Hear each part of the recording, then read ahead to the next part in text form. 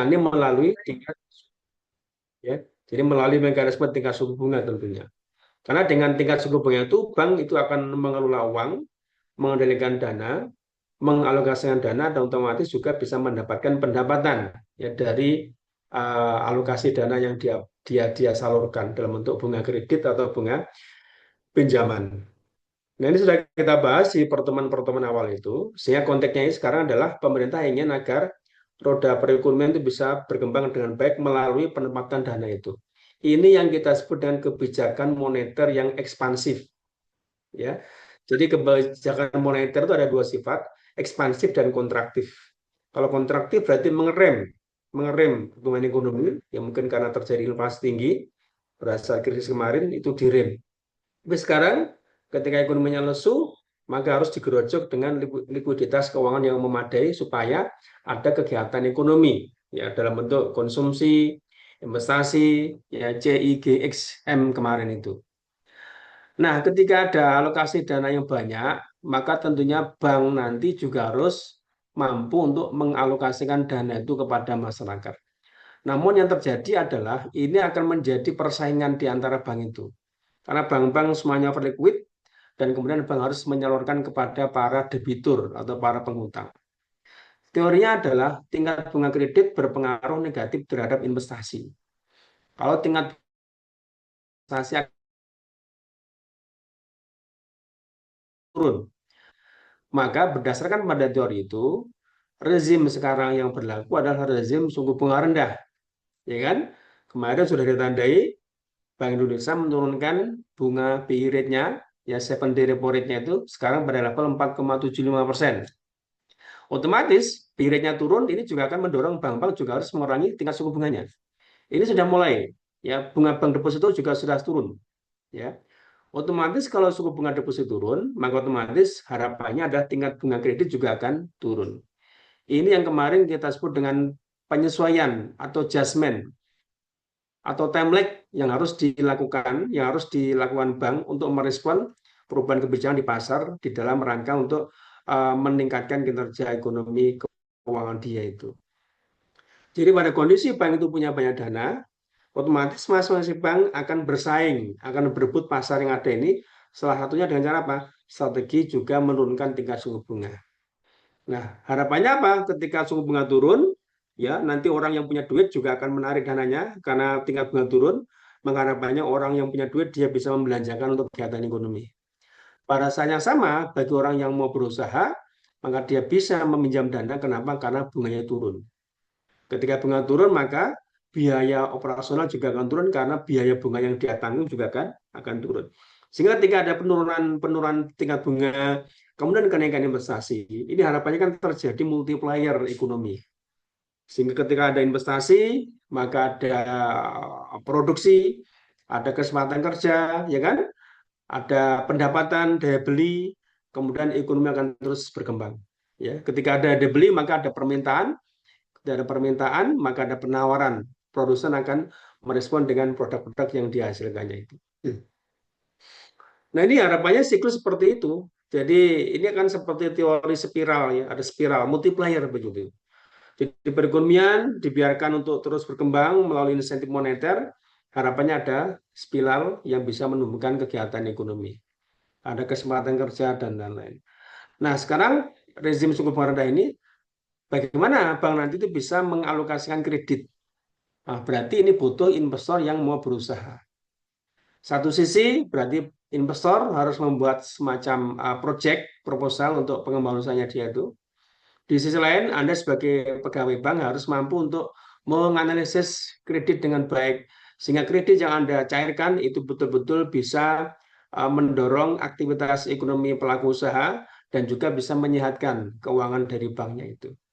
Nah, di sisi inilah maka penting bagi kita untuk memahami bagaimana alokasi kredit itu bisa dijalankan oleh bank dan bagaimana Anda sebagai pegawai bank itu mampu untuk menganalisis sehingga bisa memberikan kontribusi di dalam peningkatan kinerja para debitur tadi itu.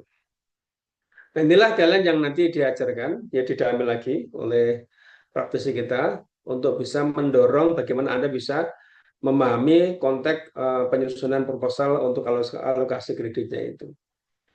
Nah, sebelum kita ke sana, ya coba saya absen dulu.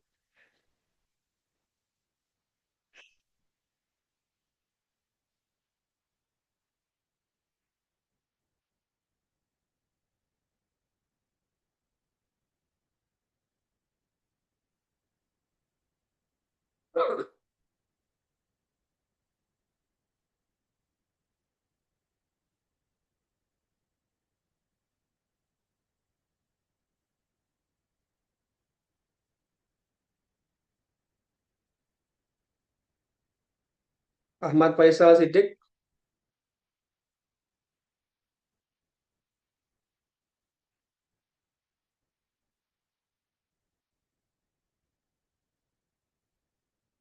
Akbar Putra Samudra,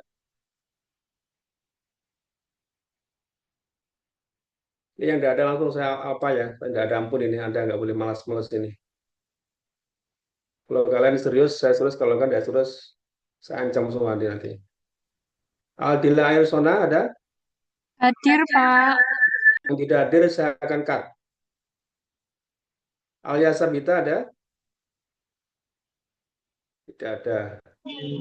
Hadir, Pak. Silakan. Silakan saya apa? Amirul Nasihi,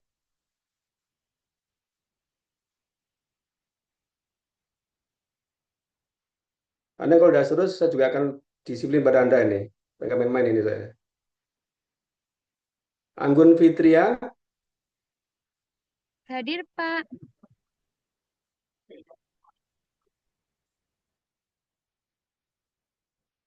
Azhara Zulfanik, Azhara ada? Hadir, Pak. Anda jangan sampai titip transfer temannya. Ketahuan saya akan cek, saya akan keluarkan Anda itu. Barindra,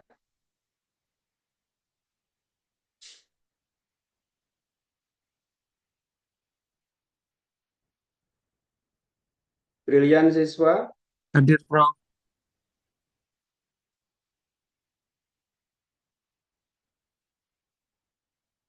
Fairusada, Saya Pak hadir.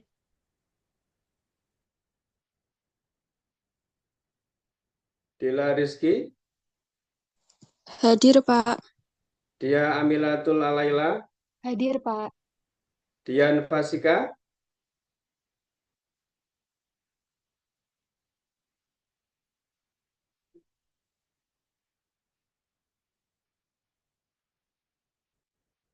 Eka Bayu, Hadir, Pak.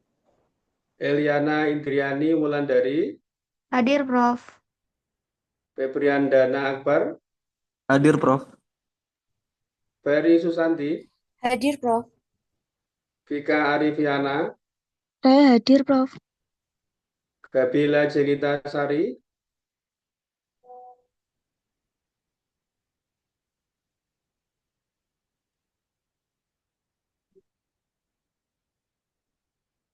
Haidar Hisam, Hadir, Prof. Haifa Fatia, Saya, Pak. Ilham Fahri Rizal,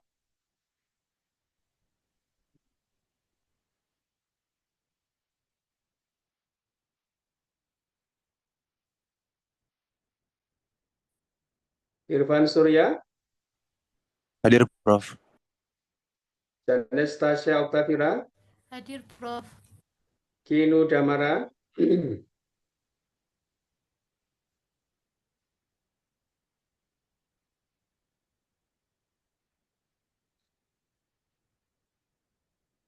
Ladia Aulia, Hadir, Pak.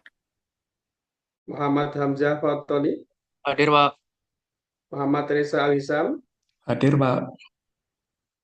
Nabila Juliana Putri,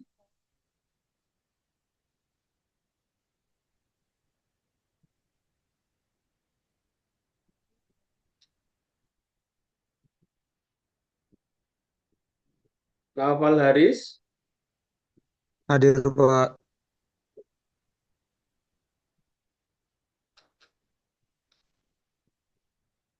Nektar Dewa Fajar, Hadir, Pak. Dimas Sandita Maharani,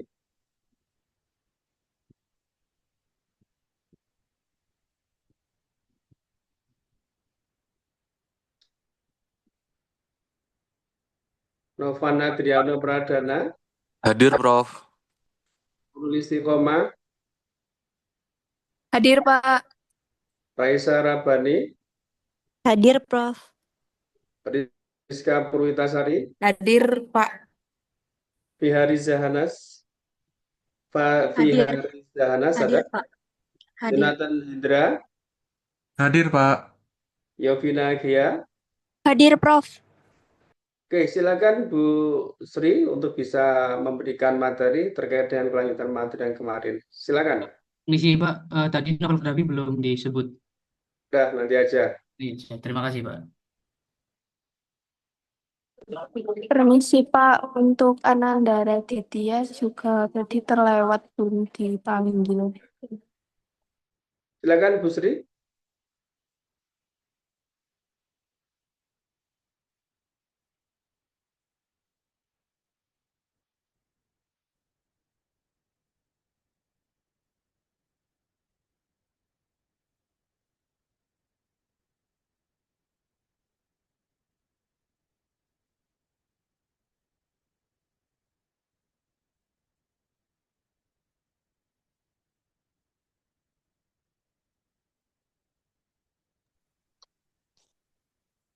Pak Prof, udah bisa dimulai?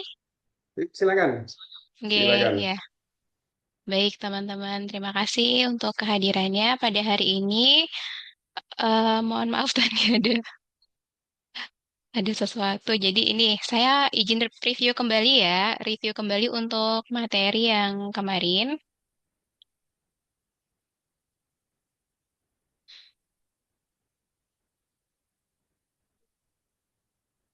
Oke. Ya. Nah, jadi tadi sudah terima kasih banyak Prof. Imam. Teman-teman, salam kenal kembali untuk pada hari ini kita bertemu kembali di sesi kedua ya. Hari ini berbeda dengan kelas yang kemarin. Kalau hari ini teman-teman di semester berapa ya, kalau boleh tahu? Di semester 7, Bu. Semester 7, Bu. Oh, udah semester 7. Udah ini ya, udah mau... Skripsi dia sekarang. Iya, lagi skripsi. Siap-siap nih, nanti mau ngelamar kerjaan. Mudah-mudahan dilancarkan ya skripsinya. Oke.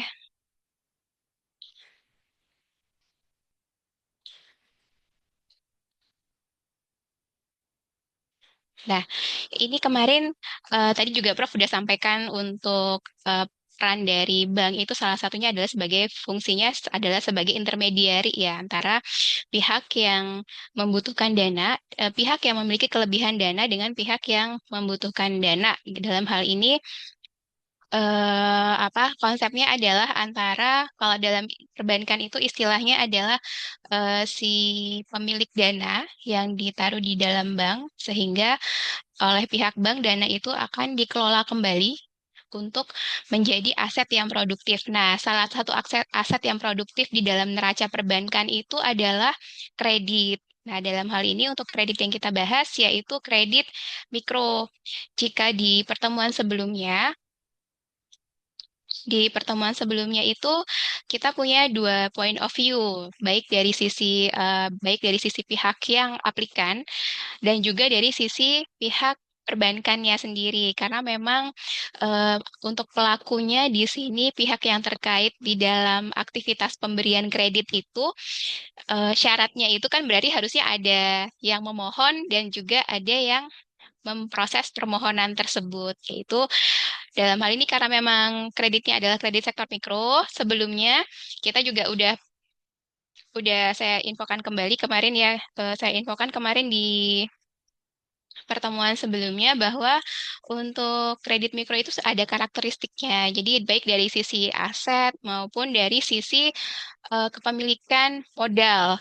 Nah, kalau dari ketentuannya untuk kredit mikro itu ada karakteristiknya tersendiri. Nah, kalau mikro ini dia mikro sektor kredit mikro itu sebenarnya targetnya itu adalah UMKM atau usaha mikro kecil dan menengah dengan plafon pembiayaan itu maksimal di rata-rata sampai dengan 22 miliar ya.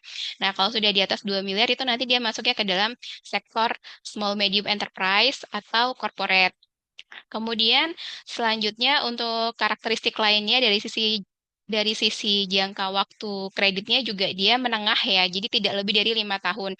Itu pun tergantung dari sifat kredit atau jenis kredit yang diajukan oleh pihak aplikan. Apakah dia kreditnya untuk usaha penambahan modal atau misalnya untuk investasi. Jika memang kebutuhannya untuk investasi, biasanya jangka waktu kreditnya itu bisa lebih besar daripada bisa di atas 3 tahun gitu, tapi tidak tidak menutup kemungkinan untuk jangka waktu kredit itu berada di bawah 5 tahun, di bawah 3 tahun atau jadi range-nya itu antara 1 sampai dengan 5 tahun ya kalau untuk kredit mikro.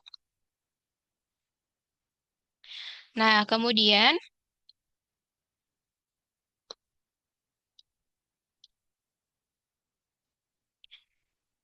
oke.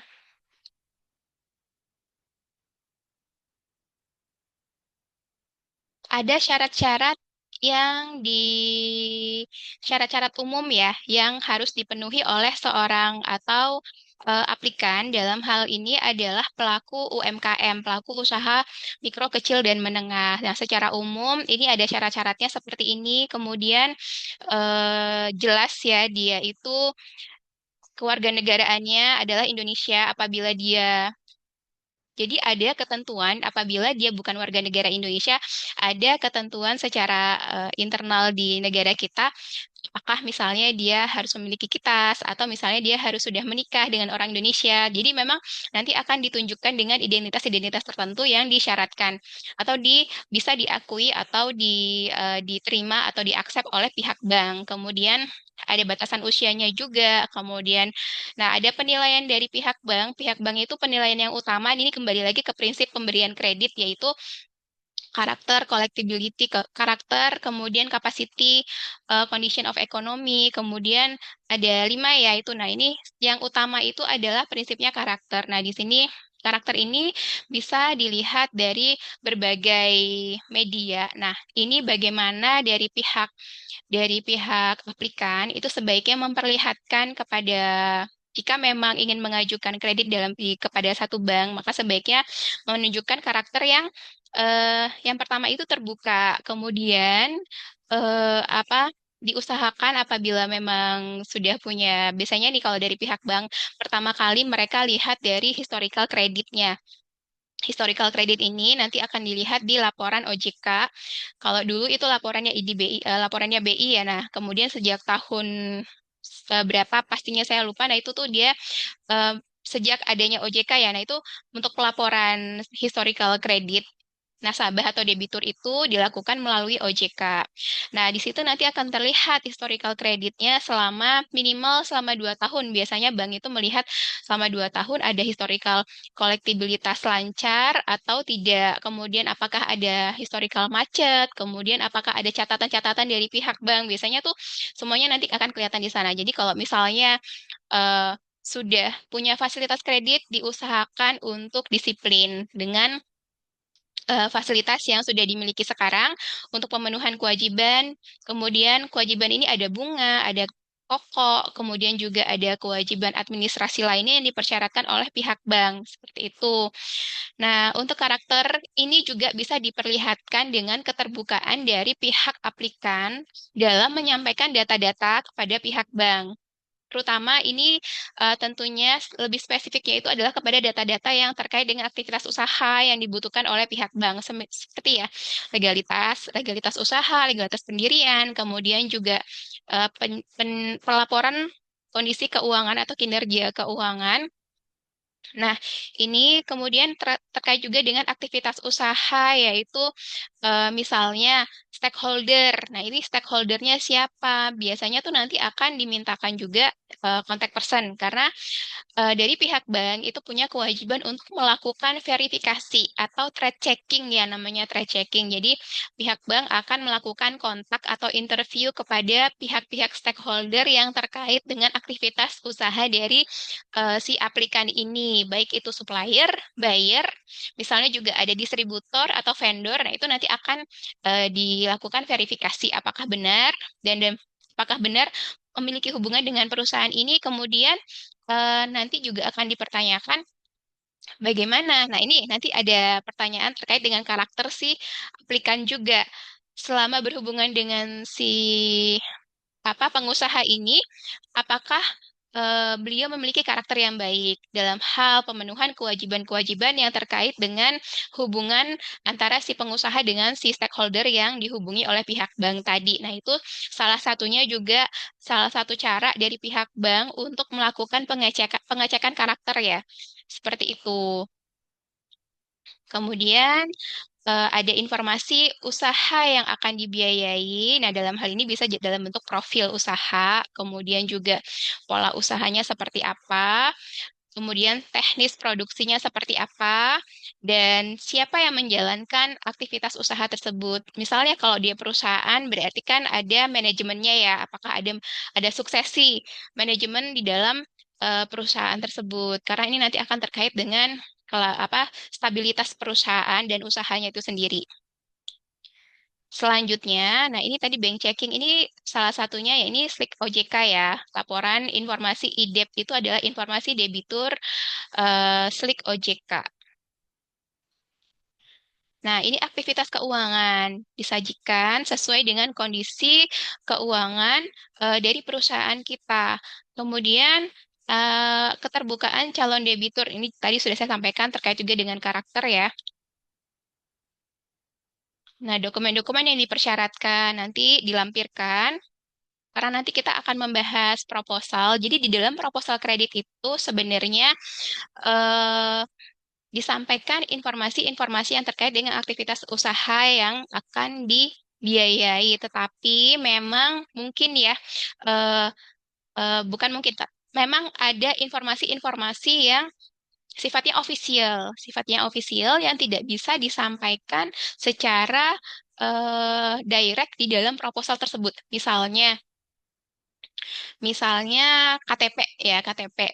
Identitas KTP gitu. Nah, itu kan ada nomornya, ada kemudian juga seperti nomor rekening. Nah, nomor rekening itu sebaiknya tidak disampaikan di dalam proposal. Jadi kalau misalnya ingin menampilkan legalitas misalnya legalitas pendirian, ada akte pendirian, SK Menkumham, terpenuhi gitu. Nah, kemudian ada legalitas usaha itu misalnya ada NIB, SIUP, TDP. Sekarang udah nggak ada TDP ya, tapi pakainya NIB, SIUP, kemudian ada izin-izin operasional yang lainnya. Nah, itu disampaikan saja sudah memiliki izin-izin tersebut gitu. Kemudian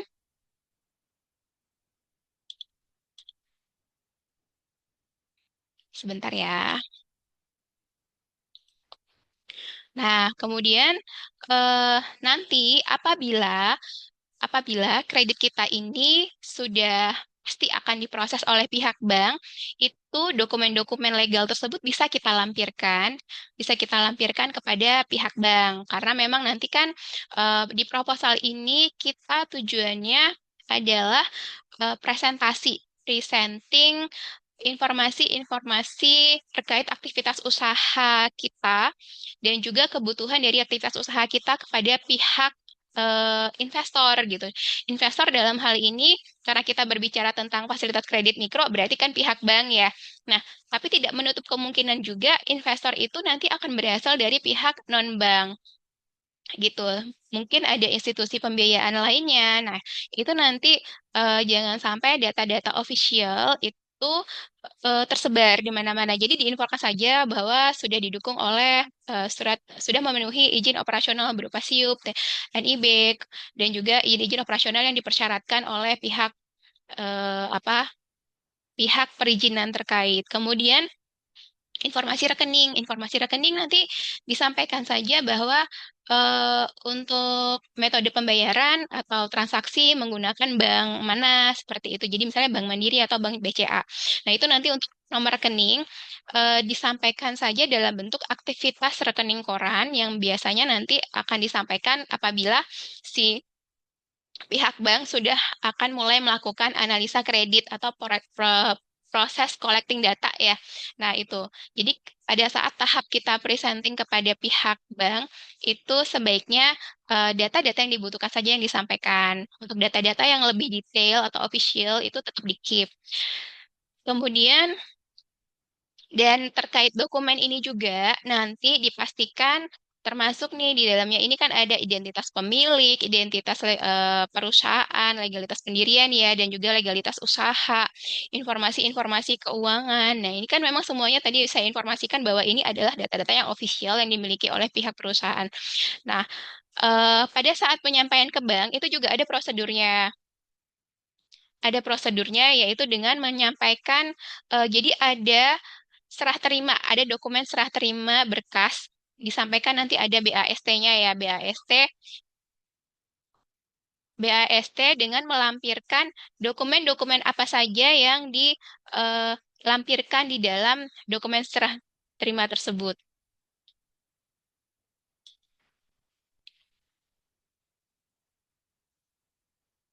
Ini juga termasuk ya dokumen identitas dan legalitas perorangan. Nah, seperti itu teman-teman.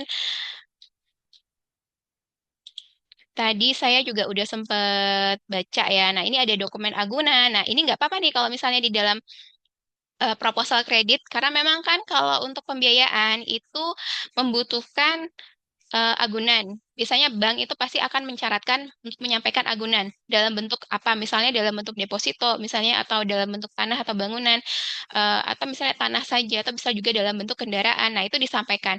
Dokumen yang akan disampaikan, agunan yang akan disampaikan terkait dengan pembiayaan yang kami ajukan adalah berupa, disampaikan saja informasi objeknya. Jadi, misalnya objeknya itu berupa tanah dan bangunan berlokasi di gitu aja. Jadi, untuk dengan bukti kepemilikan berupa SHM atas nama siapa gitu. Nanti untuk nomor SHM dan juga untuk apa namanya data-data gambar eh, apa kopi SHM-nya itu nanti saja kalau misalnya dari pihak bank sudah memastikan untuk melakukan proses analisa kredit ya. Jadi nanti akan dimasukkan ke dalam, digabungkan ke dalam seluruh dokumen-dokumen tadi sehingga yaitu tadi penyampaiannya ada BAST-nya, sehingga ada pertanggungjawaban dari pihak bank bahwa data yang kita sampaikan kepada mereka itu akan menjadi rahasia bank. Seperti itu ya.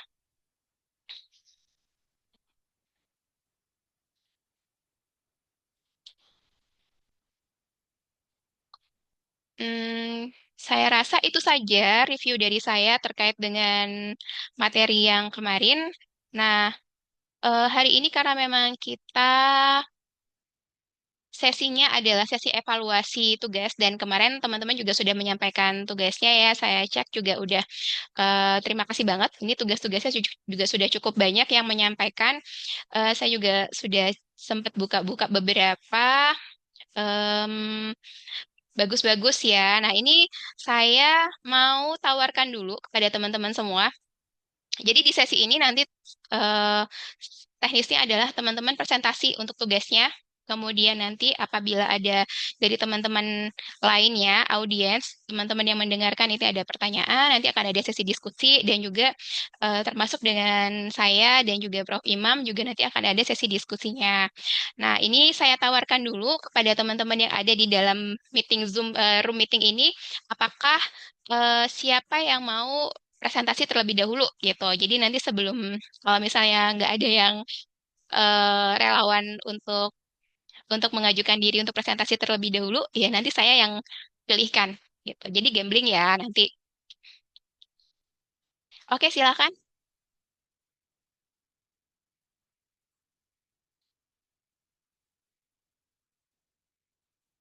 Silakan siapa yang mau presentasi duluan? Saya hitung mundur di 10, 9, 8, 7, 6, 5, 4,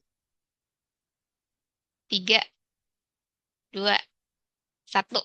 Ya, langsung aja ya. Saya tunjuk, izin ya, aku tunjuk em, atas nama Brilian Siswa. Hadir ya, Brilian Siswa.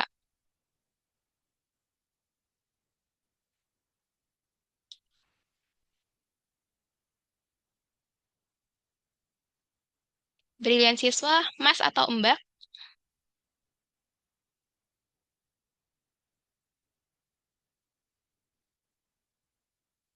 Halo, Mas Brilian. Mas ya? Mas atau Mbak sini? Brilian siswa Mahendra, Mas ya?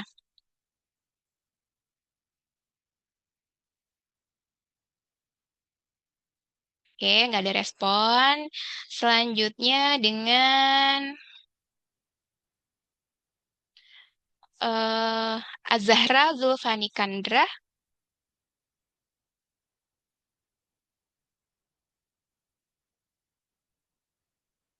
Silakan Mbak Azahra Zulfani Kandra ada? Kalau di listnya ada nih namanya.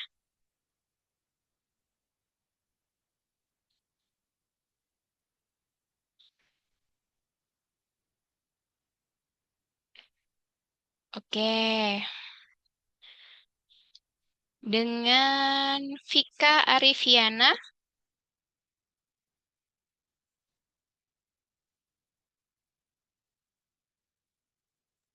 Ya, hadir Ibu.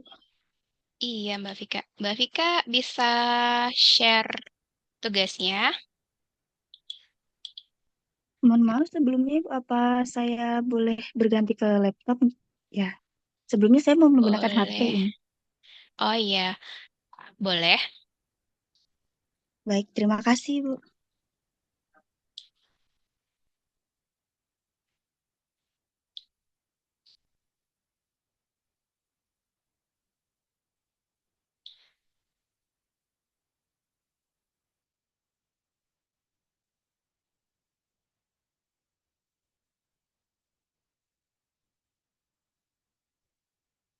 Kalau mau saya bantu share screen juga bisa, Mbak Vika.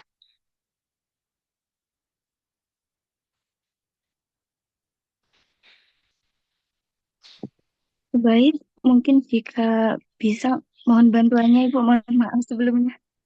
Ya, aku share screen ya. Ini kebetulan dicek dulu ini benar nggak ya tugasnya.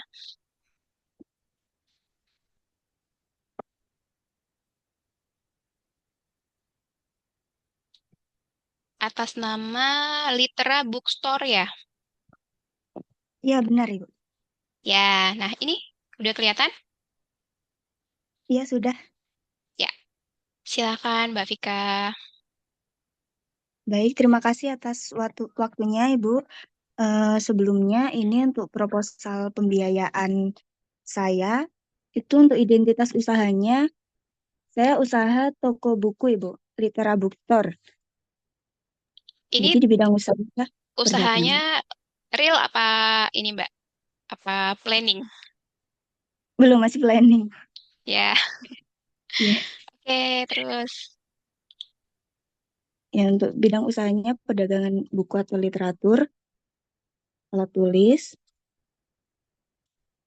Untuk waktu operasional itu setiap hari jam 9 pagi sampai jam 9 malam untuk rencananya, Ibu. Nah, untuk profil usahanya ini, untuk Litera Bookstore ini, itu saya mengusung konsep estetik minimalis, Ibu, dengan perpaduan suasana modern. Jadi, nanti untuk toko bukunya itu kan menjual buku-buku, ada buku fiksi, non-fiksi, berbagai macam jenis buku, dan juga ada area baca santai sama layanan dari book cafe. Jadi pembaca itu tidak akan mudah bosan seperti itu. Kemudian untuk lanjut ke pola usahanya, dari untuk pola usahanya sendiri, ini untuk sumber barang mengambil dari distributor resmi penerbit seperti Gramedia atau eh, distributor penerbit resmi yang lainnya. Untuk penjualan ada online store dan juga offline store. Untuk online kita bisa melalui e-commerce seperti Shopee ataupun Tokopedia. Untuk strategi promosinya melalui media sosial dan juga acara-acara mungkin seminar book club dan juga promosi event-event mingguan seperti itu. Serta untuk sistem pembayarannya sudah bisa digital, sudah bisa digital menggunakan kris ataupun bisa tunai. Nah, untuk kinerja keuangannya sendiri ini dari proyeksi awal itu modal awal eh, untuk perkiraan itu 50 juta dengan omset bulanannya mungkin 15 sampai 20 juta dengan biaya operasionalnya 10 juta dan laba bersih bulanannya untuk proyeksi awal ini diperkirakan kurang lebih 5 juta. Nah, untuk hasil simulasi ini itu dapat diperkirakan untuk BEP-nya itu bisa dalam waktu 10 bulan, Ibu. Kemudian untuk kebutuhan pembiayaannya ini untuk memperluas usaha dan meningkatkan stok buku, baik buku impor maupun eh, buku-buku yang diterbitkan lokal, itu membutuhkan biaya tambahan itu sebesar 30 juta rupiah untuk memperluas usaha Litra Bookstore ini. Kemudian selanjutnya untuk rencana penggunaan dananya, untuk rinciannya, itu ada penambahan stok buku itu kurang lebih 15 juta, yang kurang lebih 300-an eksemplar buku baru. Lalu ada juga renovasi interiornya, itu 7 juta untuk meja, kursi, rak buku, kemudian pengadaan alat kasir, itu 3 juta. Kemudian juga untuk biaya promosi dan juga branding, itu membayar iklan, itu 3 juta. Kemudian dana darurat operasional atau dana cadangan itu 2 juta. Lalu yang ketujuh untuk proyeksi keuangan itu selama 6 bulan, di bulan pertama itu diperkirakan omset 18 juta dengan laba bersih 6 juta, kemudian bulan kedua 19 juta, bulan ketiga itu diperkirakan untuk omset setiap bulan itu eh, diharapkan dapat apa namanya? Dapat terdapat penambahan seperti itu, terdapat penambahan omset. Kemudian untuk justifikasi kemampuan bayarnya dengan proyeksi laba bersih ini, itu Litra Bookstore itu diharapkan memiliki kemampuan membayar angsuran kredit itu sebesar 1.500.000 hingga 2 juta per bulan dan dalam jangka waktu 18 bulan. Kemudian laba bersih yang stabil serta strategi promosi digital itu akan dapat mendukung arus kas yang positif untuk pelunasan kredit tersebut, untuk pelunasan kredit tepat waktu. Mungkin proposal pembiayaan dari saya sampai di sini, mungkin ada tambahan, jika ada kesalahan mohon maaf, Ibu. Nggak perlu minta maaf. Dari teman-teman Mbak Vika ada yang ingin ditanyakan nggak ya terkait presentasinya Mbak Vika?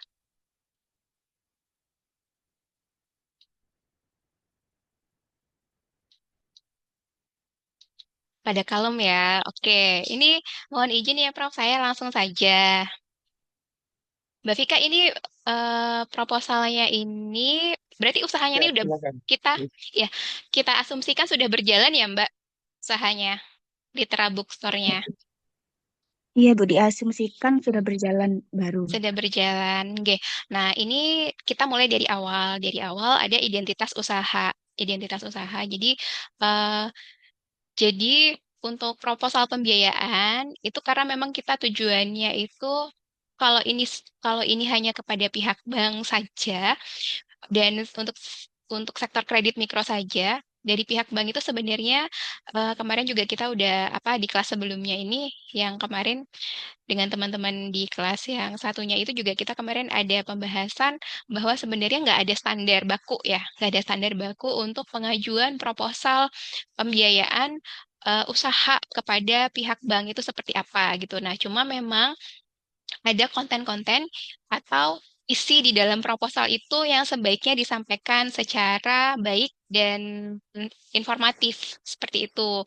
Nah, tetapi memang apa bagaimana bagaimana seorang pengusaha itu dia mempresentasikan dan mendeliverikan informasi tentang usahanya ini kepada stakeholder, baik itu kepada pihak bank ataupun kepada pihak investor lainnya yang non-bank.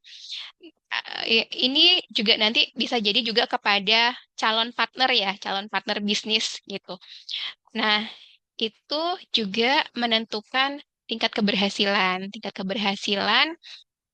bahwa proposal kita ini akan direspon atau di-accept oleh pihak yang kita tuju, stakeholder yang kita tuju tadi gitu. Jadi sebaiknya memang disajikan untuk penyajiannya. Nah, kalau ini kan memang kita simple ya, karena memang tujuannya hanya untuk sektor kredit perbankan saja. Tapi apabila nanti tujuannya ternyata biasanya kan yang namanya pengusaha itu mereka itu pasti window shopping gitu. Window shopping itu artinya eh, untuk usahanya dia ini kira-kira siapa yang mau membiayai gitu. Jadi belum tentu ketika kita datang kepada satu bank, misalnya bank A gitu ya, bank A itu akan langsung accept permohonan atau proposal kita untuk diproses lebih lanjut seperti itu. Nah, bisa jadi juga biasanya itu seorang pengusaha itu juga tujuannya dia window shopping itu juga dia pengen melihat atau membandingkan antara biasanya kan meskipun sama-sama sektor kredit mikro, setiap bank itu dia punya treatment yang berbeda, punya syarat kredit yang agak berbeda ya gitu. Dia pasti dari aplikan kita nih sebagai misalnya kita aja ya, kita kalau misalnya kita ngajuin kredit kita pasti nyarinya yang nggak terlalu ribet. Kemudian juga dengan rate atau cost of fund atau misalnya tingkat suku bunga yang relatif lebih rendah. Ataupun kalau misalnya dengan biaya yang sama, misalnya dengan biaya bunga atau biaya fee atau misalnya provisi atau biaya administrasi.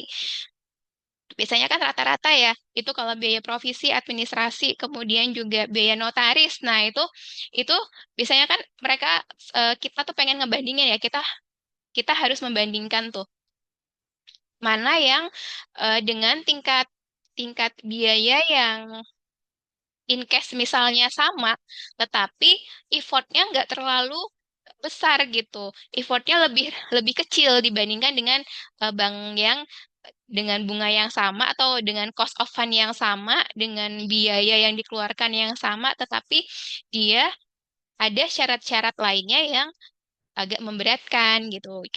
Meskipun kita pada akhirnya bisa memenuhi itu, tetapi kan kita pasti sebagai pelaku usaha biasanya kan pelaku usaha ini ingin proses yang praktis tetapi tetap aman begitu dan tetap juga menguntungkan bagi aktivitas usaha kita sebagai pelaku usaha itu sendiri. Nah, seperti itu. Jadi nanti sebaiknya di di dalam proposal itu penyajiannya dibuat dengan rapih juga, kemudian tata letak dari poin-poinnya itu seperti apa. Nah, ini memang karena kemarin saya informasiin di dalam tugasnya itu kontennya ada identitas perusahaan, profil, pola usaha gitu ya.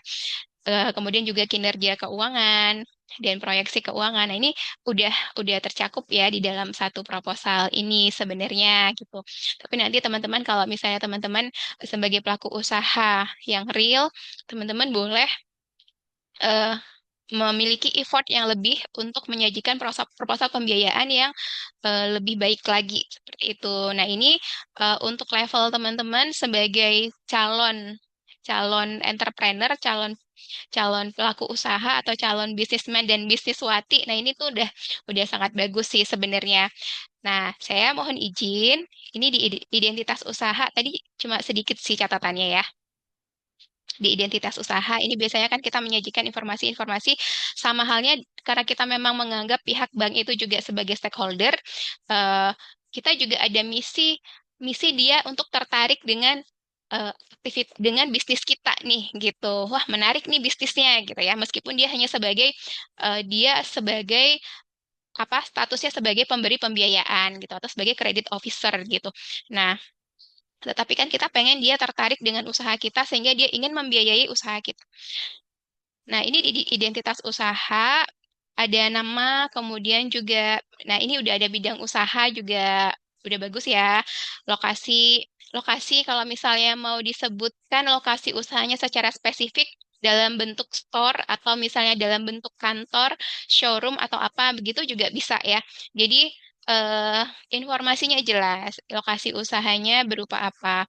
Karena memang nanti di sana apa disebutkan juga alamatnya. Alamatnya itu secara lengkap karena semakin kalau misalnya alamatnya lengkap, jadi informasi yang kita sajikan itu dia sifatnya VATM, valid, kemudian aktual, terkini dan memadai gitu. Jadi informasi yang kita sajikan itu memang benar adanya dan ini memang usaha kita ini real gitu ya. Tapi nanti kalau misalnya ini kan eh, apa asumsi ya usaha yang kita asumsikan ada gitu. Nah, ini kalau misalnya realnya nanti disampaikan alamat secara detailnya gitu ya.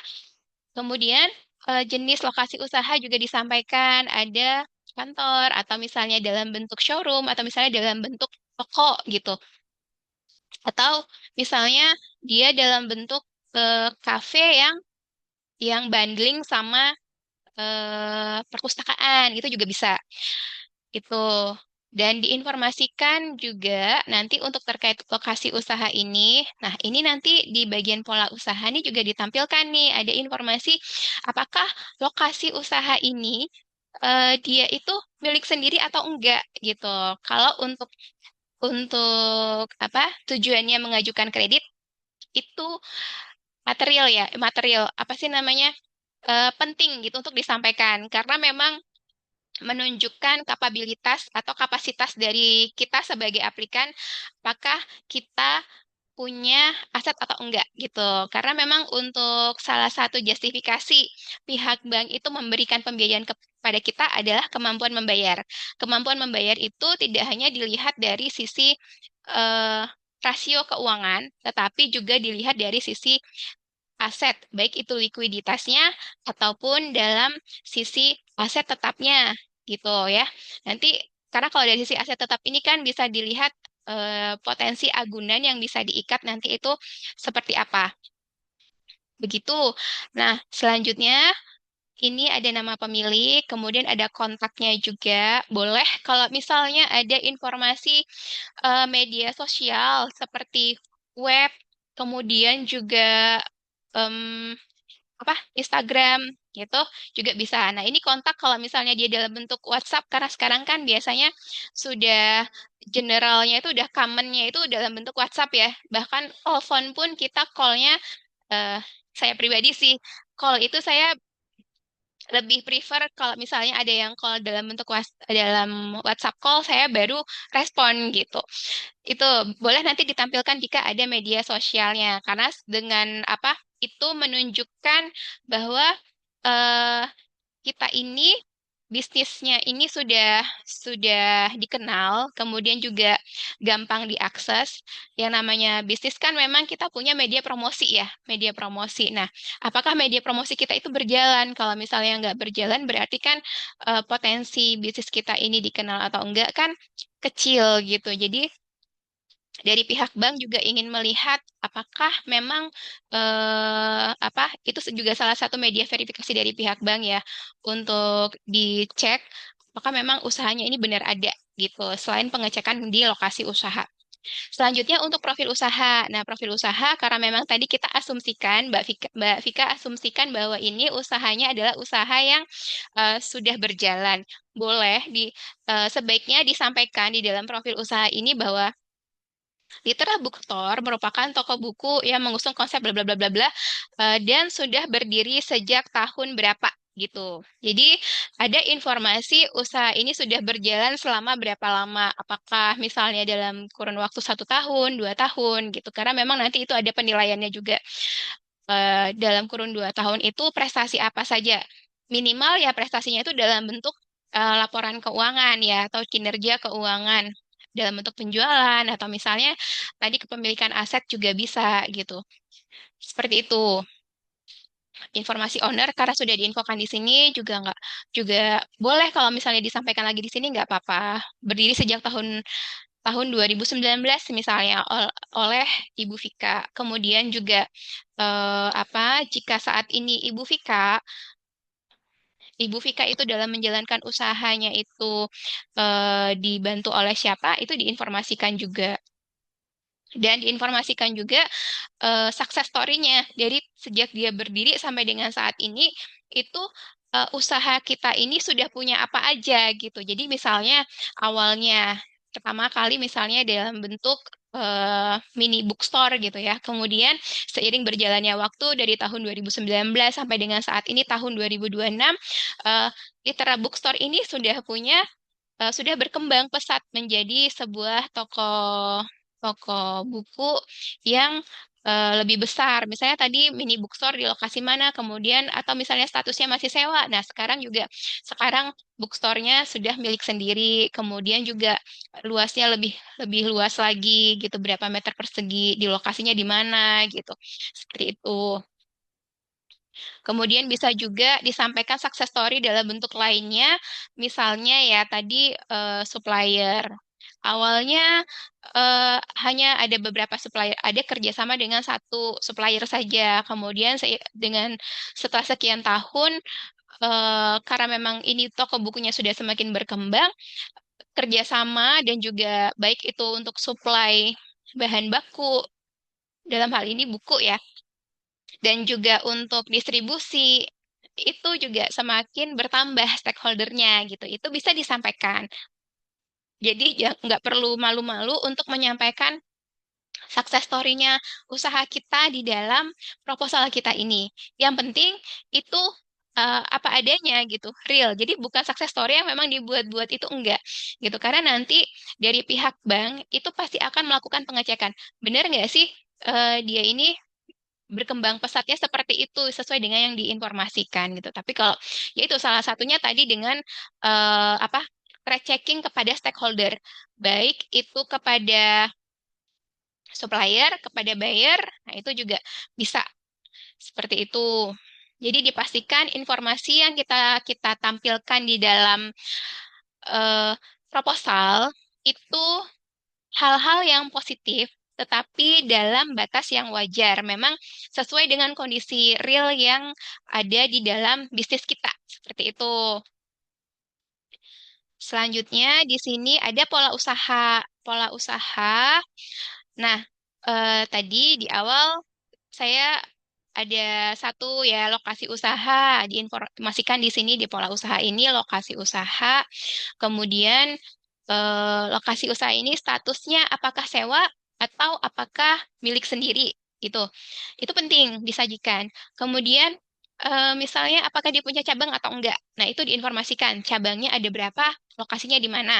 Kemudian diinformasikan juga status kepemilikan cabang-cabangnya ini atas nama siapa, apakah milik sendiri atau misalnya sewa. Karena nanti kalau misalnya milik sendiri berarti tidak ada biaya sewanya, tetapi hmm, apa namanya ada lagi nih dokumen tambahan, syarat tambahan. Kalau misalnya sudah menikah, berarti kan butuh persetujuan dari suami istri atau pasangan ya. Begitu. Nah, kalau misalnya dia sewa ya berarti nanti kan ada kemungkinan biaya sewanya berapa dan nanti biasanya dari pihak bank juga minta perjanjian sewanya gitu. Kalau tidak ada perjanjian sewa menyewa dengan pemilik aslinya, biasanya pun dari pihak bank itu tetap akan memintakan dokumen. Dokumennya itu apakah dalam bentuk kwitansi atau misalnya ya pokoknya dokumen simple apapun yang bisa menunjukkan bahwa memang si lokasi ini disewakan. Statusnya adalah sewa dan ada informasi si pemiliknya siapa, kemudian ada jangka waktu sewanya berapa lama dan per bulannya atau dalam satu periode itu sewanya berapa rupiah gitu. Itu itu tadi lokasi lokasi usaha. Selanjutnya setelah lokasi usaha, nah ini eh, eh, teknis produksi ya, pola usaha. Pola usahanya di sini di dalam lokasi usaha itu ada aktivitas usahanya apa saja karena ini toko buku atau litera bookstore. Jadi aktivitasnya itu mulai dari barang masuk sampai dengan barang ini keluar dari bookstore. Jadi ini Mbak Vika udah menyampaikan ya sumber barangnya dari siapa. Sumber barangnya dari siapa di sini? Oh, ada distributor resmi, penerbit nasional dan impor yaitu Gramedia, Mizan, Alex dan Media gitu. Kemudian ini kalau dari pihak bank dia akan minta data. Jadi sebaiknya di dalam informasi ini disampaikan saja distributornya siapa. Eh, Misalnya Gramedia ini produknya apa yang kita supply dari si Gramedia? Apakah ada kategori buku tertentu yang eh, hanya kita supply dari Gramedia saja gitu atau tidak ada spesifikasi khusus gitu. Nah, itu disampaikan saja. Produk yang dalam bentuk tabel juga boleh, nama nama supplier, kemudian juga produk yang disuplai, kemudian juga disampaikan apakah ada kontrak kerjasama dengan supplier ini gitu. Nanti apabila ada kontrak disampaikan em, jenis kerjasamanya, model kerjasamanya itu seperti apa? Apakah kontraknya ini otomatis diperpanjang selama 1 tahun atau misalnya atau bisa juga diinfokan saja kerjasamanya masih akan jatuh tempo sampai dengan tanggal berapa gitu. Misalnya 1 tahun lagi gitu. Disebutkan aja tanggalnya. Itu. Kemudian juga bisa juga ditambahkan informasi tadi produk ya, kemudian kontrak kerjasama PIC, PIC dari si supplier ini dengan siapa PIC-nya, apakah dengan bagian pembelian atau misalnya dengan marketingnya atau salesnya gitu. Biasanya kan kalau misalnya untuk pembelian produk ya kita berhubungan dengan bagian pembelian ya, atau bagian finance-nya itu juga bisa seperti itu. Diinformasikan juga eh, model pembayarannya itu seperti apa dengan supplier ini. Karena kita beli, berarti kan kita harus membayar ya atas apa yang sudah kita beli dari si supplier ini. Apakah ada DP, apakah modelnya itu skemanya adalah purchase order dan kemudian disertai dengan DP sekian persen dan kemudian sisanya baru dilunasi pada saat barang sudah diterima atau misalnya maksimal berapa berapa hari setelah invoice diterbitkan oleh si supplier. Itu juga bisa disampaikan di sana ya. Jadi ini nanti akan mencerminkan berapa lama eh, payable turnover-nya atau turnover dari hutang usaha kita kepada si supplier ini berapa lama gitu. Kalau generalnya itu biasanya commonnya itu sekitar 45 hari ya untuk perputaran atau penagihan hutang dari pihak supplier dengan pihak buyer. Itu. Kemudian eh, penjualan juga sama. Kalau misalnya kita ada target penjualan kita, customernya itu adalah institusi, bisa disampaikan informasinya. Institusinya ini siapa aja. Kalau misalnya ada lebih dari 20 gitu ya. Kalau misalnya mau disajikan 20-20-nya di dalam proposal itu ya nggak apa-apa. Tapi kalau misalnya mau disampaikan Paretonya atau 5 atau 10 Pareto pembeli terbesar gitu di Litera Bookstore itu juga boleh. Disampaikan juga di sana informasi produk apa yang mereka beli dari kita atau produk yang kita jual kepada mereka. Selain itu dari produk ini, nah sama dengan tadi yang untuk supply ya, supply produk diinformasikan apakah juga ada kerjasama nih atau hanya by PO aja gitu. Karena kalau misalnya biasanya itu dari pihak pemberi pembiayaan lebih seneng kalau misalnya ada kerjasama dengan buyer, ada kontraknya nih gitu. Karena kan kalau udah ada kontraknya ada garansi garansi bahwa penjualannya ini potensi untuk dia tetap stabil itu ada gitu. Karena ada jaminan order yang dari pihak buyer kepada pihak supplier, kepada kita nih, suppliernya gitu.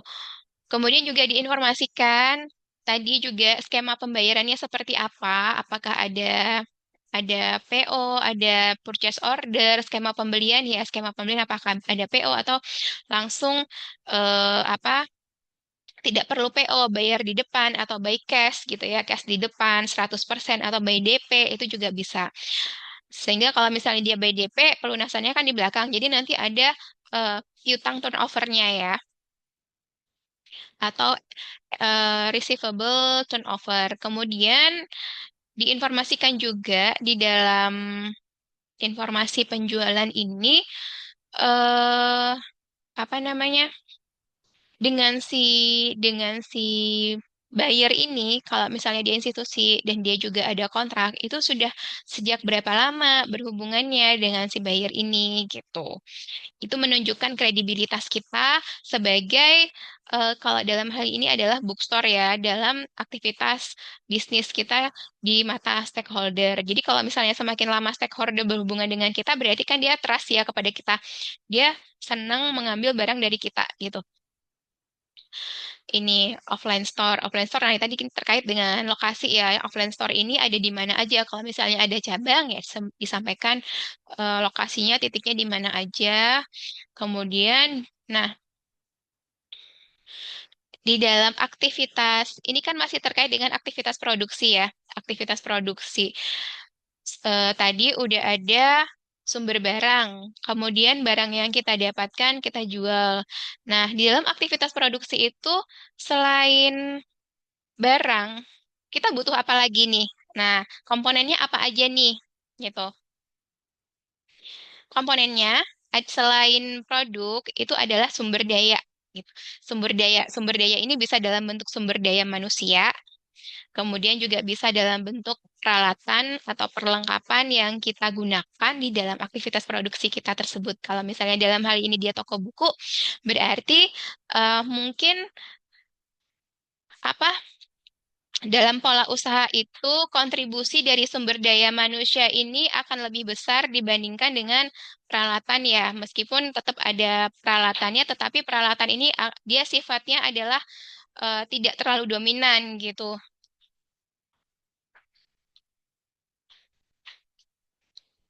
Saya mohon eh, eh, boleh izin sebentar ya, sebentar aja.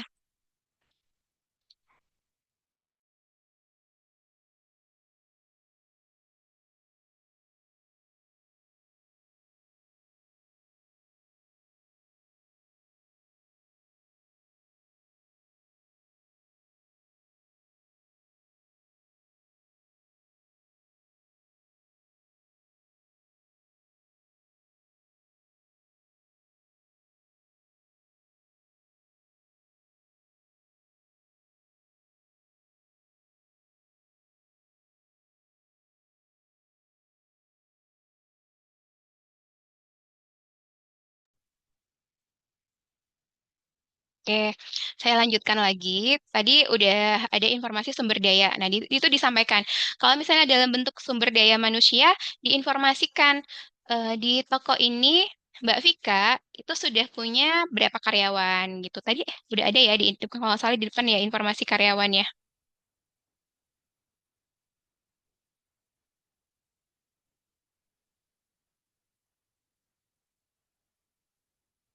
Belum ada ya. Nah, diinformasikan jumlah karyawan yang dimiliki itu ada berapa. Kemudian jabatannya apa gitu. Apakah dia sebagai kasir, kemudian juga sebagai bagian keuangan, administrasi itu ada berapa orang.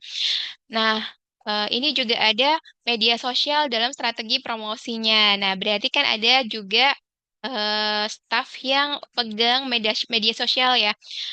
Apakah dia dia khusus dalam media sosialnya saja atau tergabung di dalam staff marketing seperti itu.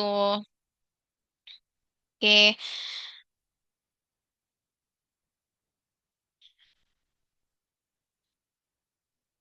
Kira-kira kalau untuk pola usaha udah sih, ini udah tinggal ditambahin dikit-dikit aja tadi terkait lokasi usaha, kemudian juga jika ada kontrak atau enggak itu ditambahkan. Kemudian tadi status kepemilikan juga udah ya. Ini juga ada nih tadi terkait dengan pengadaan barang, buku-buku ini. Nah, diinformasikan juga di buku ini, tadi kan ada informasi pemesanan itu biasanya berapa lama. Jadi ketika dari bookstore ini melakukan pemesanan kepada supplier, kita menerbitkan purchase order kepada supplier untuk buku tertentu, itu dia butuh berapa lama sampai dengan barang itu sampai ke toko kita gitu. Kemudian ketika dia udah sampai di toko kita, itu butuh kira-kira rata-ratanya itu buku ini berapa lama ada di dalam toko kita. Jadi disampaikan informasi stokisnya, informasi apa namanya, perputaran inventory. Inventory turnover. Nah, tadi kan kalau misalnya terkait dengan sumber barang ini, supplier ada payable turnover-nya. Tetapi kalau misalnya dengan penjualan, itu yang terlihat adalah piutang turnover-nya. Nah, kemudian terkait dengan stok, itu ada inventory turnover. Salah satu istilahnya begitu ya, tapi ada juga yang menyebutkan day of inventory, eh, DIO itu apa ya? Day of inventory. Ya itulah pokoknya. Tapi kalau di bahasa saya selama saya ada di bank itu kita menggunakannya itu inventory turnover, kemudian ada APTO atau account payable turnover dan juga ARTO account receivable turnover. Nah, tinggal nanti teman-teman istilahnya yang sudah terbiasa menggunakan apa ya. Yang penting kita punya persepsi yang sama. Nah, itu kemudian selanjutnya tadi di rencana pembiayaan. Rencana pembiayaan ini kinerja keuangan. Nah, itu nanti dari pihak analis biasanya dia perlu melakukan pengecekan kembali ya. Nanti ada laporan keuangan yang diminta. Kemudian selain itu juga diinformasikan juga di kinerja keuangan ini karena ini adalah apa namanya? Sebenarnya modal segini juga udah lumayan ya, tapi akan lebih baik kalau misalnya teman-teman bisa menyajikan dalam bentuk neraca dan laba rugi gitu. Kalau misalnya ada 2 periode, itu juga lebih baik. Biasanya akan menggampangkan pihak bank itu kalau misalnya dia minimal ya 1 tahun lah ya, dalam 1 tahun. Nanti juga diinformasikan kalau misalnya ada lebih dari 2 periode, misalnya tahun 2024 dan 2023. Nah, untuk 2025 kan berarti periode berjalan ya. Apakah semester karena ini udah masuk Oktober berarti paling tidak untuk pencatatan itu sudah masuk ke semester 1 atau per 30 Juni 2025. Nah, itu akan lebih baik jika ada informasi tersebut karena nanti dari pihak bank itu bisa melihat tren kinerja keuangan dari usaha kita itu seperti apa. Begitu. Dan juga sudah bisa melihat pola usaha bisnisnya kita itu dari laporan keuangan yang kita sajikan. Selain itu juga nanti dari pihak bank untuk kinerja keuangan, mereka juga akan minta aktivitas rekening koran yang terkait dengan aktivitas yang kita pergunakan, yang aktif ya, yang dipergunakan untuk operasional usaha gitu. Jadi apakah memang real informasi tersebut tercermin di dalam laporan keuangan? Karena di sini nih ada nih disampaikan di pola usaha bahwa sistem pembayarannya ada tunai, transfer bank atau kris. Nah, kalau tunai kan oke lah tercermin di dalam neraca. Nah, sisanya di transfer bank dan kris ini pasti tercermin di dalam rekening kan. Nah, itu nanti yang terkait dengan minimal yang terkait dengan penerimaan transfer bank dan juga kris ini itu disampaikan informasinya. Nah, tetapi itu nanti untuk apa namanya? Di informasi ini disampaikan saja sudah cukup sih disampaikan bahwa sistem pembayaran atau penerimaan pendapatan dalam bentuk tunai, transfer dan transfer bank. Kemudian nanti untuk rekening koran atau misalnya aktivitas rekening koran itu baru disajikan nanti pada saat dari pihak bank itu perlu melakukan analisa kredit. Jadi akan disampaikan tadi ya dalam satu bundle dokumen yang dimintakan oleh pihak bank dan jangan lupa itu nanti perlu ada tanda terimanya ya.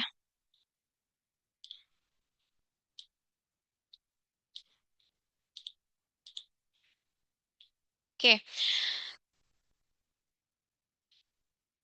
ini kalau modal awalnya 50 juta. Oke, 15 juta.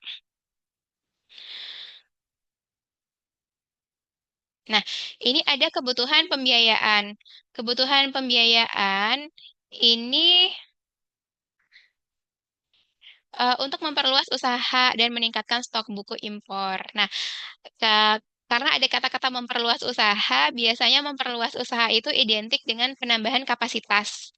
Penambahan kapasitas produksi ya, atau kapasitas usaha gitu.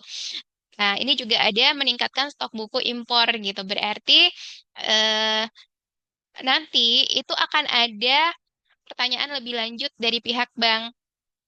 Memperluas usaha ini apakah dalam bentuk menambah menambah store atau misalnya menambah apa namanya ruang usaha gitu. Karena kalau di ini kan di anggaran di RAB-nya ini nggak ada ya, nggak ada informasi biaya untuk pembelian atau penambahan area baru gitu untuk store-nya.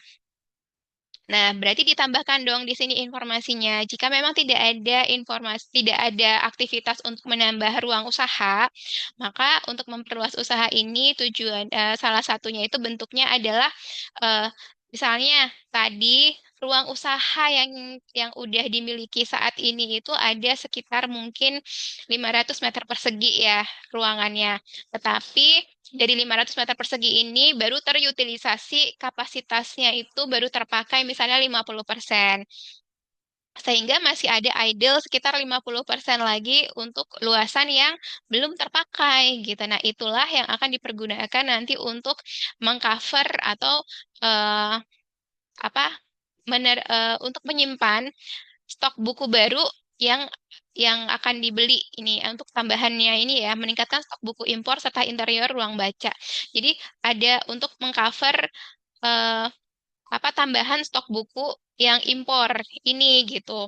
Seperti itu. Sehingga untuk memanfaatkan ruang yang belum terpakai tadi ini perlu biaya tambahan yaitu antara lain untuk perbaikan interior, untuk untuk meningkatkan fungsinya lah itu ada aktivitas-aktivitas yang dipergunakan yang dilakukan untuk meningkatkan fungsi dari ruang yang idle tadi seperti itu ya.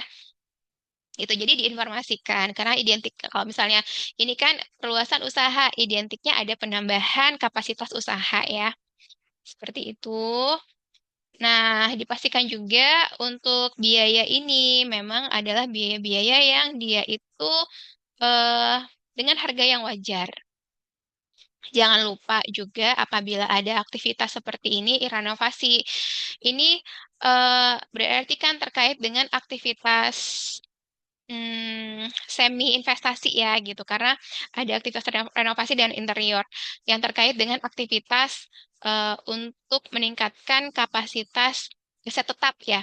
Nah, itu mungkin nanti bisa diperkirakan butuh ada schedule atau timelinenya berapa lama disampaikan informasinya di sini butuh berapa lama prosesnya untuk aktivitas renovasi ini. Kemudian juga disampaikan juga informasinya bahwa eh, sebaiknya juga ini kan ada biaya ya, biaya renovasi misalnya atau biaya pengadaan alat nih, ada biaya pengadaan alat. Dipastikan bahwa ini tuh biayanya itu emang udah biaya yang eh, tadi misalnya schedule-nya itu kalau misalnya dia dalam kurun waktu 3 bulan lagi itu misalnya, karena kan proses kredit tuh nggak ada yang bisa 1 bulan, ada yang bisa lebih dari 2 bulan gitu kan.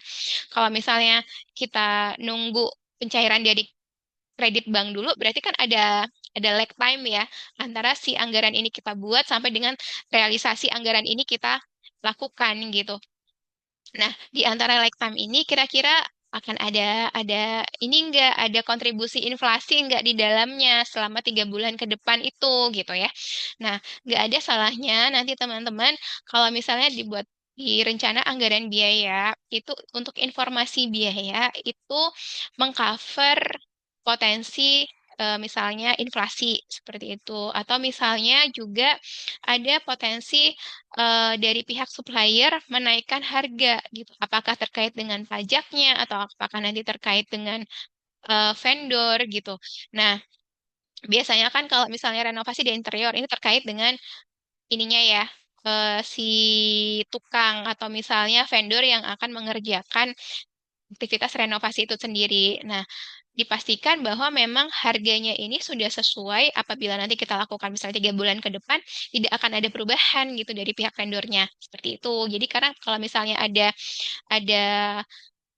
ada yang tidak sesuai, berarti kan realisasinya bisa punya potensi lebih besar daripada yang kita anggarkan saat ini. Nah, nanti over budget, bukan over budget ya, iya, melebihi untuk pembiayaan yang kita ajukan itu kan perhitungannya berdasarkan pada RAB kita. Kalau misalnya bank itu sudah buat porsi pembiayaannya itu sekitar 80% misalnya dari RAB yang kita buat gitu.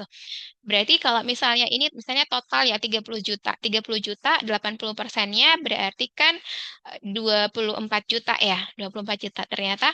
Dan itu dananya cair nih. Sisanya kan 20%-nya kita nih yang cover 6 jutanya. Karena itu ada masuk self financing. Nah, ternyata pada realisasinya saat dana itu sudah cair dan kita mau menjalankan aktivitas renovasi ini, realisasi biayanya ternyata di atas 24 juta gitu. Sementara kita udah nyediain nih self financing hanya 6 juta tadi untuk nggenepin yang 30 juta. Berarti kan kita harus mencari kekurangan dananya kan. Itu berapa gitu. Kalau misalnya kita punya idle cash ya nggak apa-apa, itu kita masih punya. Tetapi jangan sampai juga idle cash kita ini yang kita pergunakan untuk menutupi kekurangan fundingnya tadi ini mempengaruhi aktivitas operasional existing seperti itu. Jadi apa boleh menaikkan harga atau anggaran biayanya, tetapi dengan batas yang wajar seperti itu. Kemudian proyeksi keuangan. Nah, ini ada proyeksi keuangan ketika kita membuat proyeksi keuangan itu dengan timeline misalnya akan ada dalam setiap bulan itu akan naik berapa persen? Apakah 5%, 2%, 10%? Nah, biasanya bank itu lebih suka dia versi bank ini kan juga si analis juga bikin ya proyeksi keuangan. Nah, analis buat proyeksi keuangan dan nanti akan diaksep oleh pihak pemutus atau pemegang kewenangan. Biasanya pemegang kewenangan itu lebih suka proyeksi keuangan yang sifatnya konservatif gitu. Jadi semakin konservatif dirasa semakin aman gitu karena dari sisi resiko at least sudah ada mitigasinya ya. Seperti itu. Jadi teman-teman kalau misalnya bikin proyeksi keuangan yang ada timelinenya seperti ini, sebaiknya disupport atau didukung dengan asumsi-asumsi yang mendukung gitu. Misalnya, kenapa ini ada omset, ada laba bersih ya? Berarti asumsinya apa? Asumsinya misalnya yang mendukung lahirnya angka omset dan laba bersih ini, misalnya ya kalau tadi realisasi existingnya pendapatan realisasinya tadi misalnya kalau di sini 18 juta. Misalnya realisasinya 15 juta per bulan gitu ya. Berarti lahirnya asumsi pendapatan 15 juta itu apa gitu? Apakah dengan adanya transaksi per bulannya berapa? Nah, diasumsikan pada setelah adanya kenaikan atau tambahan stok atau perluasan perluasan kapasitas usaha itu nanti ada peningkatan transaksi gitu, peningkatan transaksi dari 100 transaksi per bulan menjadi apakah 150 transaksi per bulan atau misalnya 2 kali lipatnya atau misalnya mau dibuat bertahap gitu. 120 di bulan pertama, 150 di bulan kedua dan seterusnya gitu. Jadi ada asumsi-asumsi yang memang logik ya ya memang itu terkait dengan pola usahanya itu sendiri gitu. Kemudian kenapa kok penjualannya transaksinya bisa naik gitu? Oh, karena memang ini saya kan ada strategi promosi nih di sini.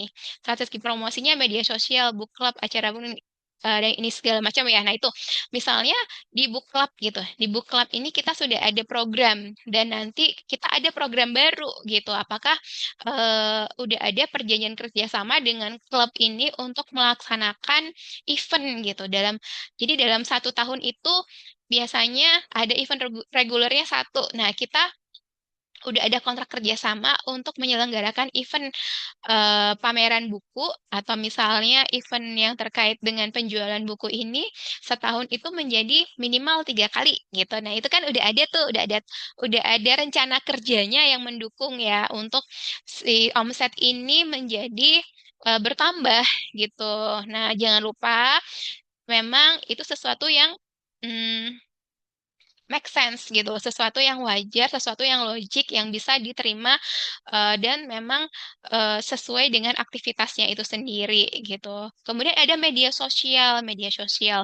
Di media sosial ini ternyata Litra Bookstore ini sudah mulai ada customer apa, ada followers tetapnya gitu. Nah, dan dari followers tetap ini, Litra Bookstore ini ingin membuat satu komunitas yang isinya adalah customer-customer atau follower-follower tetapnya ini.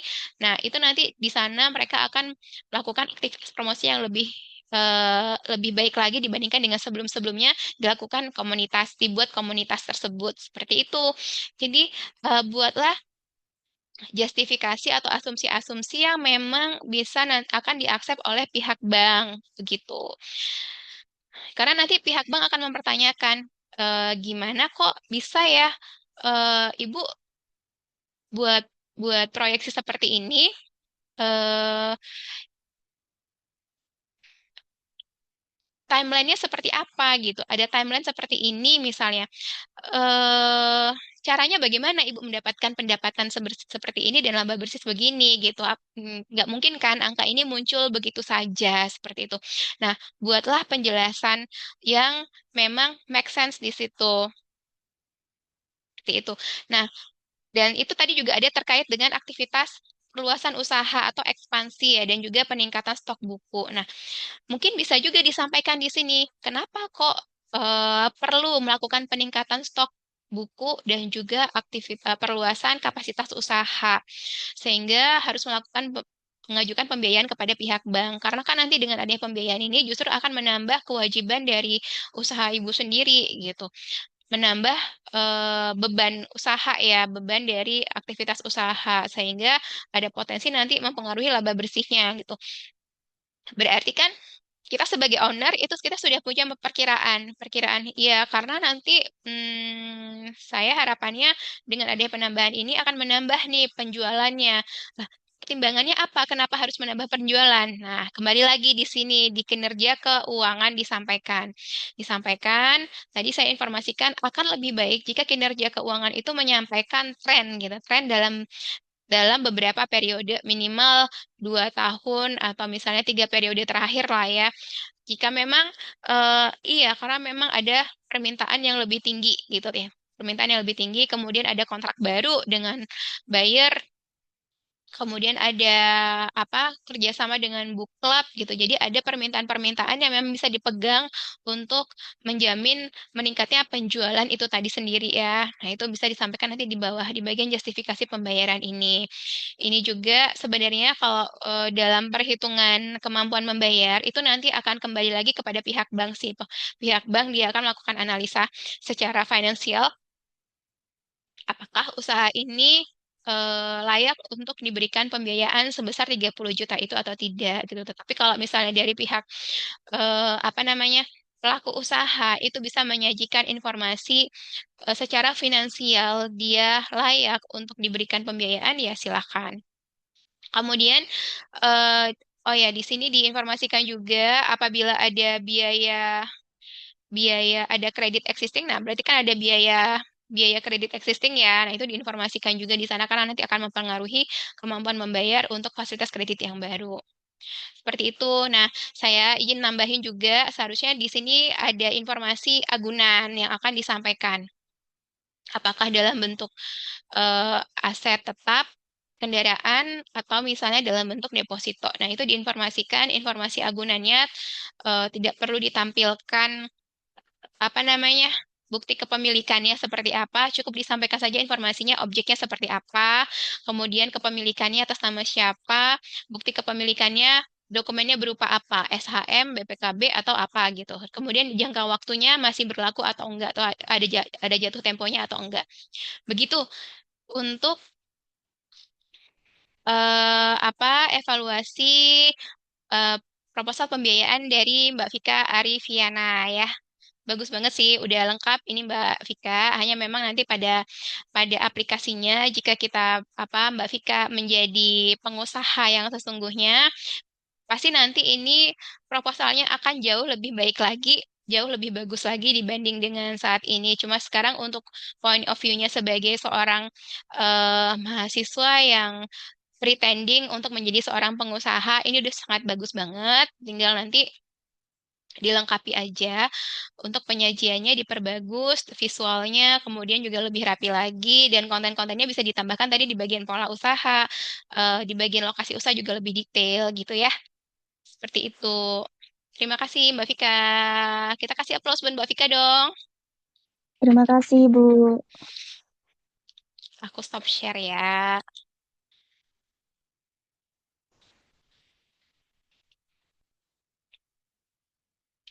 Oke, selanjutnya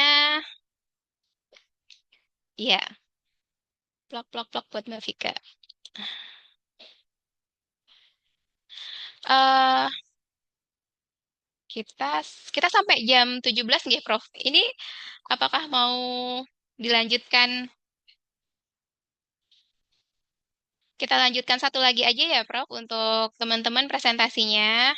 Oh ya, ini ada Nimas Candita Maharani. Silakan, Mbak. Permisi Kak, apakah waktunya masih ada untuk presentasi atau mungkin karena saya ada pertanyaan Boleh dari bertanya proposal dulu saya nggak apa-apa? Boleh. atau Mau saya presentasi share dulu? screen kan Mau apa sekalian bisa presentasi? saya share screen kan proposal saya? Boleh, ini aku buka dulu ya, sebentar. Atas nama Nimas ya. Iya, Oke.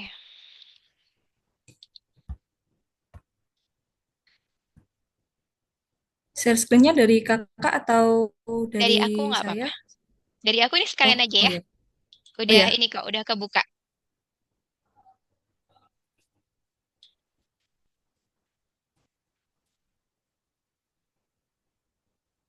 Bener yang ini, Mbak. Udah kelihatan belum? di saya masih belum muncul.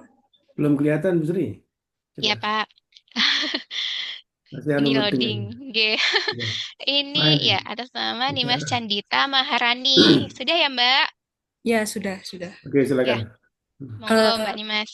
Ya Kak, jadi ini proposal saya ini merupakan usaha yang sudah berjalan, tapi usaha yang saya lakukan itu di mendapatkan pendanaan dari perlombaan. Jadi sudah dilaksanakan dalam jangka waktu 1 tahun dan juga sudah mendapatkan omset.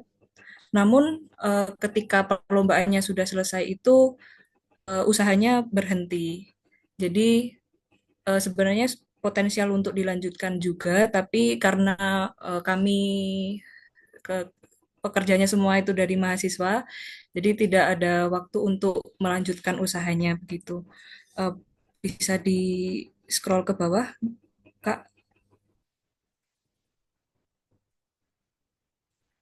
Jadi usaha saya ini merupakan usaha palpis paper wrap biodegradable dan sudah memiliki kerjasama dengan beberapa toko-toko kosmetik yang ada di Kota Malang dan juga sudah bekerja sama dengan supplier bahan baku dari jadi produk saya ini adalah produk yang berasal dari pelepah pisang, di mana bahan bakunya itu adalah eh, pelepah pisang yang ada di Kabupaten Malang.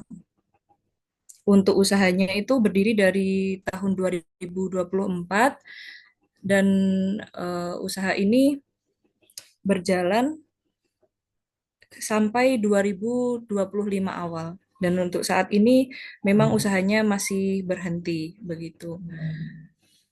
Eh, di bawah lagi untuk bentuk usahanya ini sudah memiliki NIB dan juga hak cipta, namun diharapkan bisa dibentuk seperti PT atau pelindungan hukum yang mungkin lebih lebih terpercaya lagi ke depannya begitu, Mbak. Kalau misalkan usahanya itu dilanjutkan. Di bawah lagi, Kak.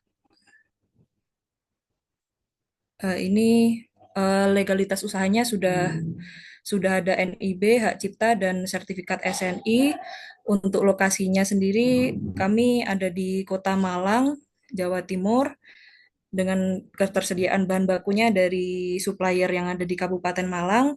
Untuk potensi pasarnya, kami sudah cukup luas di Kabupaten Malang, dan juga penjualan kami ada di online store dan offline store juga. Kalau yang offline store itu ada sekitar 20 toko kosmetik yang ada di Kota Malang. Untuk yang online, kami ada di Shopee, Tokopedia, TikTok, dan lain sebagainya. Dan ada 1.450 usaha kosmetik yang di Kota Malang ini menjadi uh, yang sudah menjadi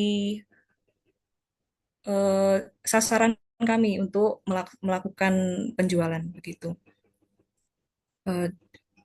Di bawah lagi, Kak, untuk struktur organisasinya kami ada lima pekerja, ada CEO, ada CMO yang menangani tentang manajemen dan lain sebagainya, COO terkait dengan operasional, CFO itu saya sendiri sebagai pengelola keuangan dan akuntansi usaha, dan untuk CTO-nya yang mengelola tentang website, marketplace, dan lain sebagainya. Ke bawah lagi, Kak. Ke bawah lagi, Kak.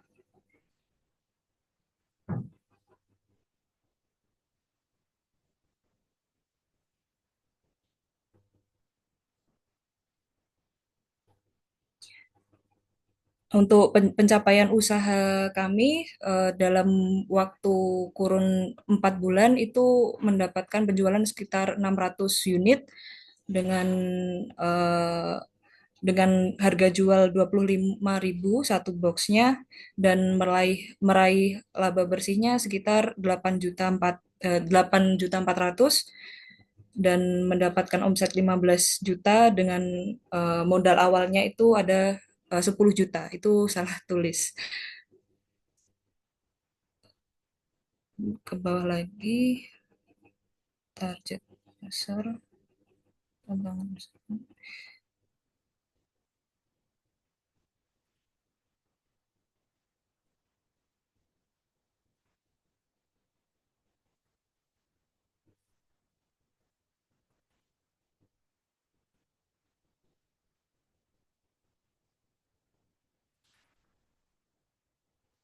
Ke bawah lagi, Kak.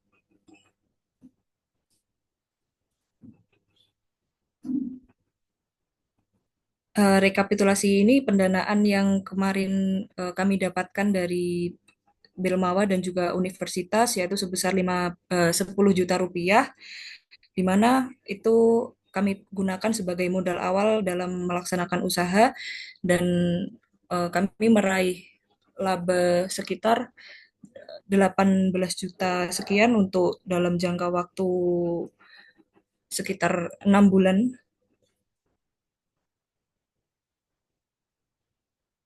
Nah, ini perhitungan keuangan kami. Ke bawah lagi, Kak.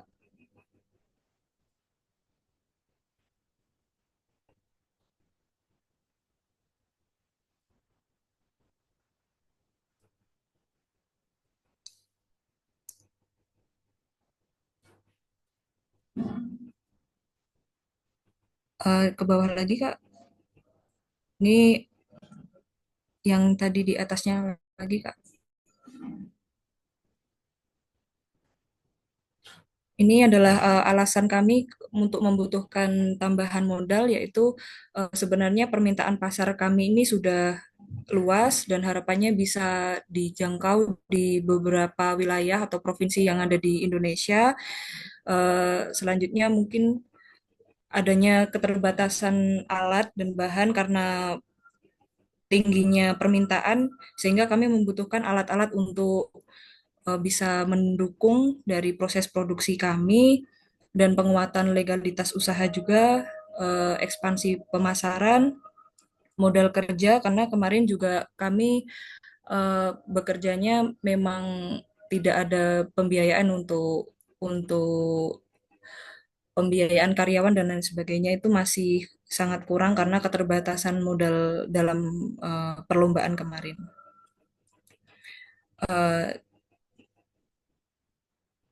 Sehingga kami memproyeksikan beberapa kebutuhan kami ini untuk bisa mengajukan kredit sebesar 50 juta rupiah.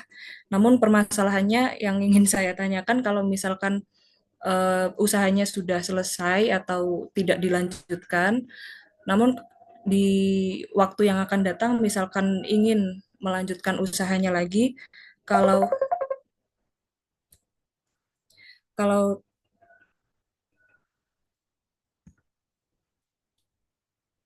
kalau terkait dengan kolateral antara kredit dan dari bank itu, apakah akan maksudnya bagaimana alurnya nanti jika usahanya itu sudah berhenti dan ingin dilanjutkan, dan juga yang menjalankan itu dari mahasiswa, apakah dari perbankan itu akan memberikan eh, memberikan kreditnya, atau mungkin ada pertimbangan-pertimbangan lain karena usahanya itu tidak dijalankan, begitu, Kak. Mungkin itu dari saya, Kak. Ya, Mbak Dimas, terima kasih. Iya, jadi biasanya dari pihak bank itu eh jadi nanti sebaiknya memang langkah pertamanya itu kalau misalnya mau ngambil kredit di bank lagi, lakukan window shopping dan coba cari banknya itu window shoppingnya kepada bank yang memang dia fokusnya di sektor UMKM. Jadi misalnya nih kalau yang Himbara itu ada BRI, atau misalnya ada juga yang BPR, tapi biasanya kalau BPR itu dia bunganya lebih tinggi gitu. Itu langkah pertama ya. Kemudian kalau BRI itu dia biasanya secara secara ekspansinya dia lebih banyak untuk peminat kur di BRI itu lebih banyak gitu, karena memang dari sisi syarat dan juga dari sisi teknis proses kredit dan juga kemudian bunganya itu biasanya relatif lebih rendah dibandingkan dengan bank himbara lainnya. Itu yang pertama. Kemudian kita kembali lagi ke eh kalau mahasiswa memungkinkan atau enggak memungkinkan untuk dibiayai oleh pihak bank. Cuma memang kalau kita lihat di syarat umum sebelumnya itu untuk sektor kredit mikro itu kan dia ada syarat usia ya. Nah, tapi kalau misalnya dia udah minimal 21 itu kan nggak harus sudah menikah. Nah, itu bisa. Kemudian, biasanya kan nanti dari pihak bank itu akan melihat lagi kapabilitas atau kapasitas si pihak pihak aplikan ini seperti apa. Nah, misalnya dalam hal ini adalah Mbak Nimas dan juga teman-teman dengan usaha palpisnya ini, eh, nanti akan ditelusuri lagi dari pihak bank, kenapa kok kemarin sempat vakum gitu. Apakah karena kan untuk faktor-faktor yang menyebabkan suatu usaha itu dia dia berhenti sementara atau berhenti itu ada beberapa ya. Apakah dari sisi manajemennya, kemudian apakah dari sisi permodalannya. Kalau misalnya dari sisi permodalan, jika selama ini dinilai bahwa pada saat dia beroperasi dia sudah punya market gitu. Seharusnya ketika pola bisnisnya itu dia berjalan, siklusnya itu tetap berjalan. Siklus itu kan dia berputar ya. Buyer, pelaku usaha, supplier, pelaku usaha, buyer.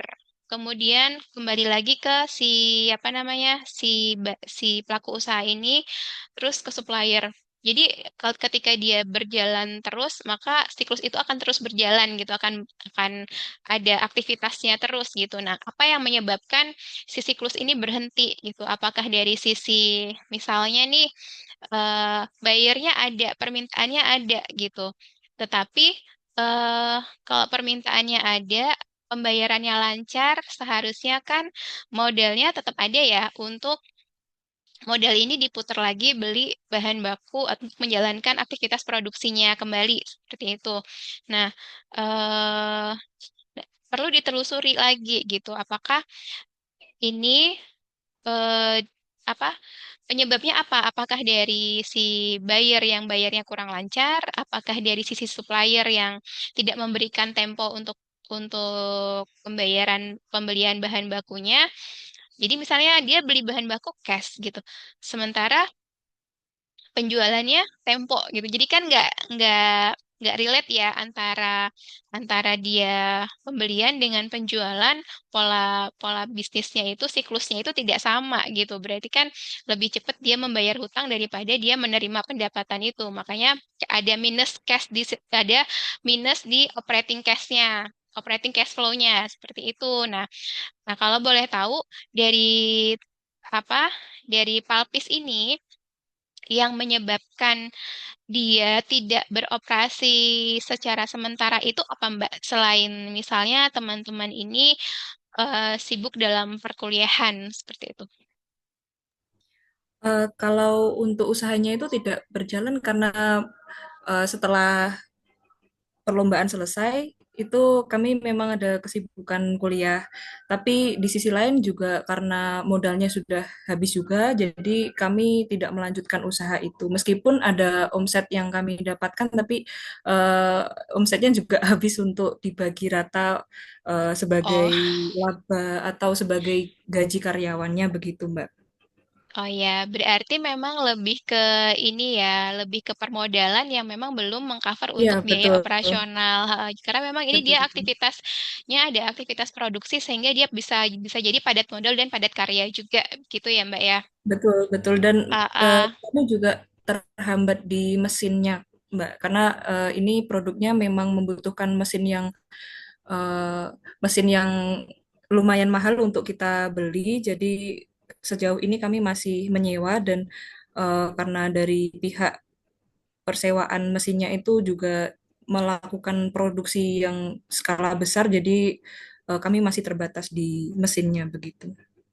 Oh, iya, mungkin bisa dimulai dari KUR dulu, Mbak. KUR, karena KUR itu kan dia apa adalah program pembiayaan dari pemerintah yang ditujukan untuk support UMKM gitu. Nah, cuma memang di sini kalau KUR dia biasanya dia akan data utamanya itu adalah lokasi usaha gitu. Jadi memang ada lokasi usaha yang mencerminkan apa namanya aktivitas usaha terkait dengan misalnya di sini Palpis ya. Nah, terus nanti biasanya juga dari pihak bank itu dia minta eh, realisasi rekening koran atau aktivitas rekening koran seperti itu. Tetapi memang kalau dari sisi point of view aku sebagai pihak bank untuk kans kans usaha yang sudah agak vakum ini untuk diproses oleh pihak bank itu effortnya lebih besar sih Mbak. Karena memang pihak bank itu kan dia si analis ini perlu meyakinkan kepada si pemegang kewenangan bahwa eh, apa baik dari sisi manajemen manajerial dari sisi bisnis dari sisi keberlanjutan dari sisi bisnis ini jangan sampai terulang lagi gitu. Apakah ada potensi nanti akan terulang lagi gitu?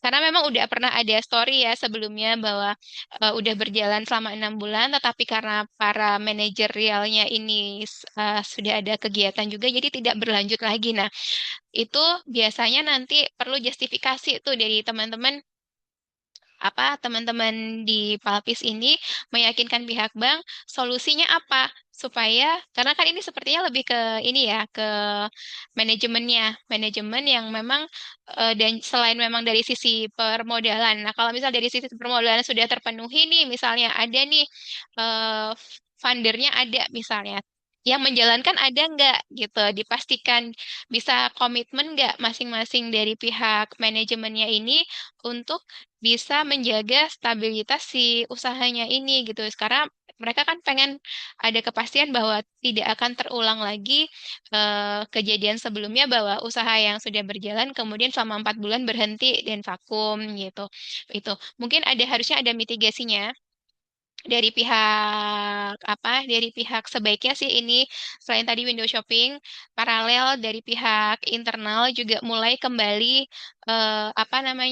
membangun lagi ya membangun usahanya ini secara perlahan gitu mungkin nggak harus dengan permodalan yang cukup besar dulu apakah misalnya buat kerjasama dulu dengan pihak supplier mesinnya gitu kan misalnya nih dalam bentuk sewa misalnya kalau sewa mesin eh, kalau misalnya Bapak kita kan udah jelas-jelas untuk mohon maaf untuk permodalan kita sedang terbatas ya kita cari alternatif lain untuk sumber permodalan lainnya misalnya dengan stakeholder si pemilik mesin bersedia nggak untuk jika Anda bersedia untuk memberikan sewa mesinnya kepada kita, nanti Anda akan dapat misalnya dividen atau misalnya porsi saham berapa atau misalnya bagi hasilnya berapa. Jadi di sana ada komitmen. Ketika ada komitmen di sana, maka kan biasanya si orang-orang internal atau manajemen ini ngerasa ada kewajiban ya kepada pihak ketiga atau kepada stakeholder untuk memberikan memenuhi kewajibannya itu. Nah, ketika ada kewajiban, biasanya itu akan menjadi trigger bagi si manajemen untuk si usahanya ini tetap berjalan gitu. Gitu sih, Mbak. Jadi kalau misalnya secara real solusi yang saya berikan itu langkah pertamanya itu boleh window shopping ke bank-bank yang fokus di sektor kredit UMKM, tetapi realnya boleh juga untuk cari alternatif pembiayaan lainnya yang memang dari sisi karena kan kalau dari sisi pembiayaan itu sudah ada cost of fund-nya ya nanti ya ada bunga, ada pokok, kemudian juga ada provisi, ada fee, ada notaris, kemudian juga ada biaya administrasi, dan itu juga biaya di awalnya. Itu misalnya kita dapat 50 juta, mungkin sekitar anggap aja 5%-nya atau 10%-nya itu sudah jadi cost of fund buat kita ngambil kredit gitu. Itu bahkan bisa lebih gitu karena notaris itu biasanya juga biayanya kan biasanya hitungannya per mil ya. Per mil dari eh, nilai kredit yang kita ambil. Belum lagi nanti dari nilai pengikatan agunannya begitu. Itu. Nah, kalau ini dari sisi aktivitas usaha yang Palpis ini karena memang dia udah berjalan ya sebaiknya dipertimbangkan untuk mencari alternatif funding yang dia itu lebih ramah di biaya gitu, ramah di biaya dan lebih simple gitu. Kalau kredit kan tadi ada perintilan macam-macam jenis biaya. Nah kalau ada nggak alternatif pembiayaan lain yang dia itu lebih simple untuk sisi biayanya gitu. Misalnya tadi itu kerjasama atau kontrak kerjasama dengan pihak supplier gitu yang misalnya selain pemberi sewa mesin, pemilik mesin juga bisa dengan supplier bahan baku gitu. Pak, saya bisa nggak? Saya tuh udah mau mulai usaha ini lagi dan udah ada nih, udah jelas target customernya udah ada, permintaannya udah ada gitu, pasarnya udah ada. Cuma kita ada keterbatasan di sisi produksi gitu dan juga permodalan. Kalau misalnya kami ambil bahan baku, bisa tidak dibantu untuk diberikan tempo yang lebih panjang gitu. Mungkin dalam kurun waktu misalnya selama 6 bulan, boleh nggak dikasih tempo 90 hari dulu gitu. Nanti setelah 6 bulan kan ada kelihatan ya, ada komitmen dari teman-teman dalam menjalankan bisnisnya ini. Ketika sudah mulai ada pemasukan lagi dari pihak buyer, nah itu teman-teman mulai nego lagi nih ke apa? Ada komitmen nih kepada supplier supaya supplier ini mau tetap memberi karena kan dia ngasih tempo 90 hari kan juga berat ya. Dia harus juga punya modal di sisinya dia gitu, modal yang kuat gitu. Mungkin pasti nanti dari supplier itu akan nego.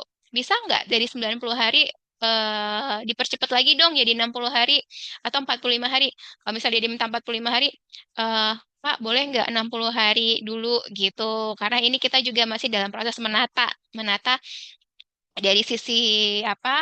Dari sisi aktivitas bisnis kita dengan stakeholder lainnya, dengan pengusaha, dengan supplier yang lainnya juga lagi menata untuk apa? Dan ini tetap juga dari buyer, pembayarannya juga udah mulai lancar, Pak. Dan kewajiban kita nggak cuma kepada pemberi bahan baku saja gitu. Nah, itu dimanfaatkan kemampuan negosiasi kita dengan pihak stakeholder gitu, dengan pihak supplier seperti itu. Jadi di sini juga teman-teman kan dilatih untuk punya kemampuan komunikasi, negosiasi, kemampuan untuk berstrategi di dalam bisnis itu seperti apa. Jadi memang eh, kredit ini adalah salah satu sumber pembiayaan, tetapi bukan pintu pertama ya.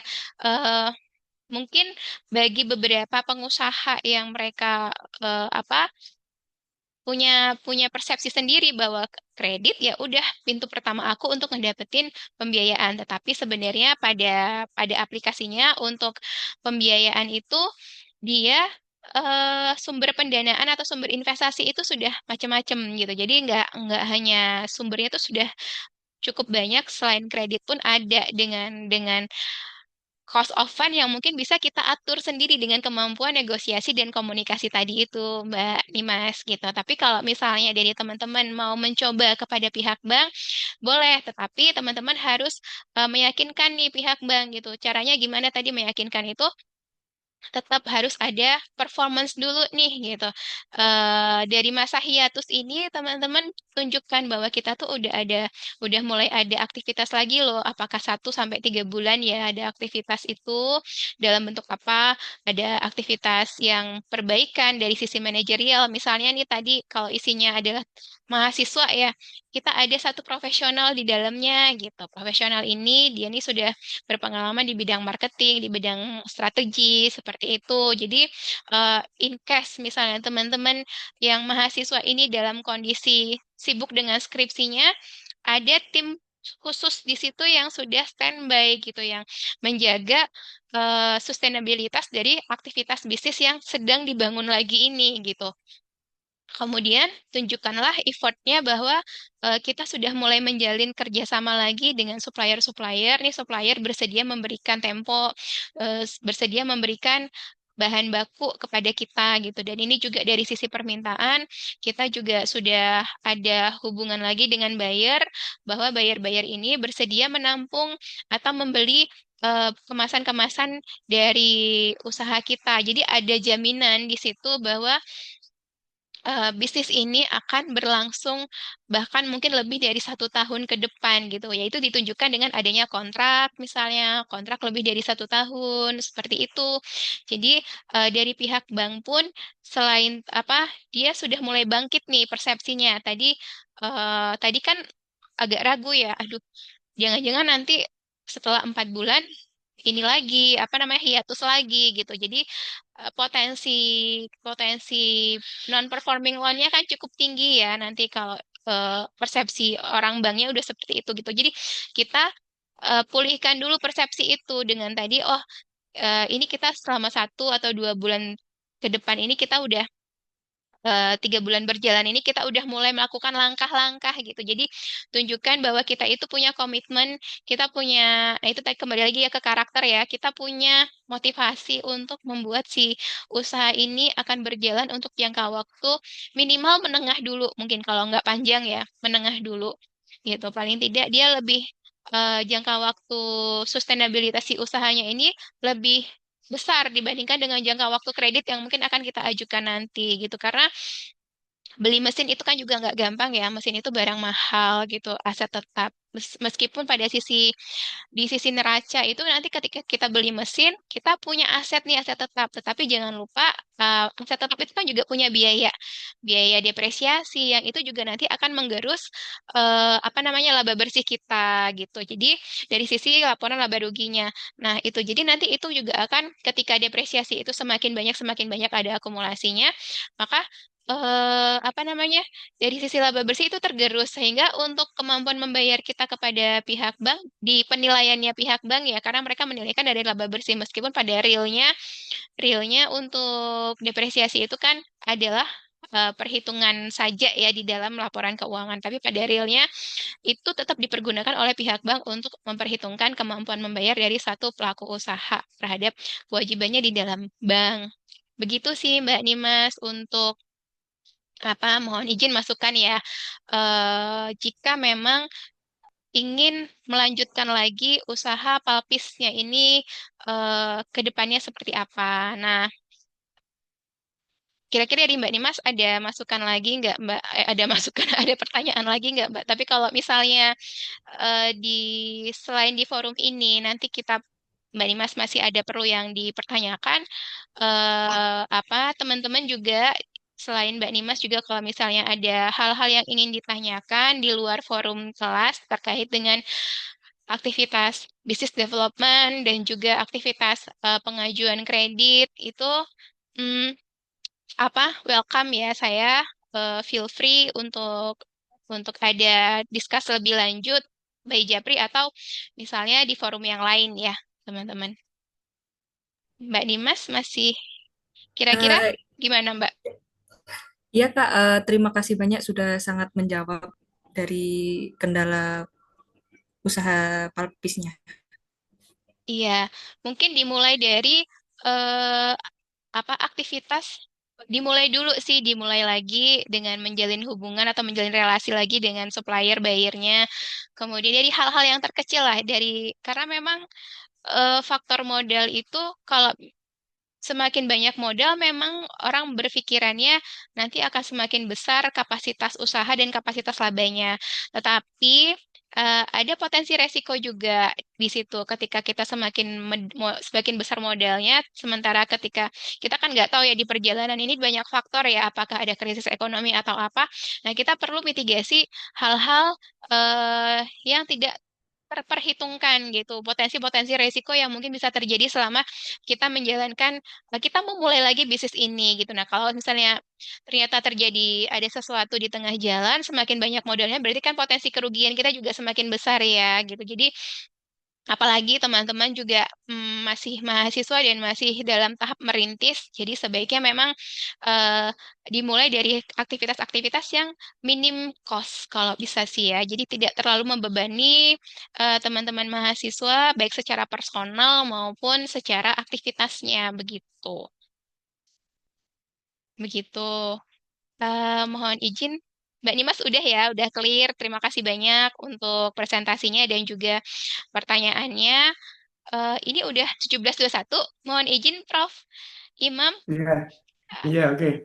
Jadi terima kasih Bu Sri Munawaroh ya atas apa namanya guidance dan juga asistensinya pada tugas teman-teman ini. Tentunya masih banyak apa namanya proposal yang nanti bisa didiskus lagi ya untuk sesi berikutnya.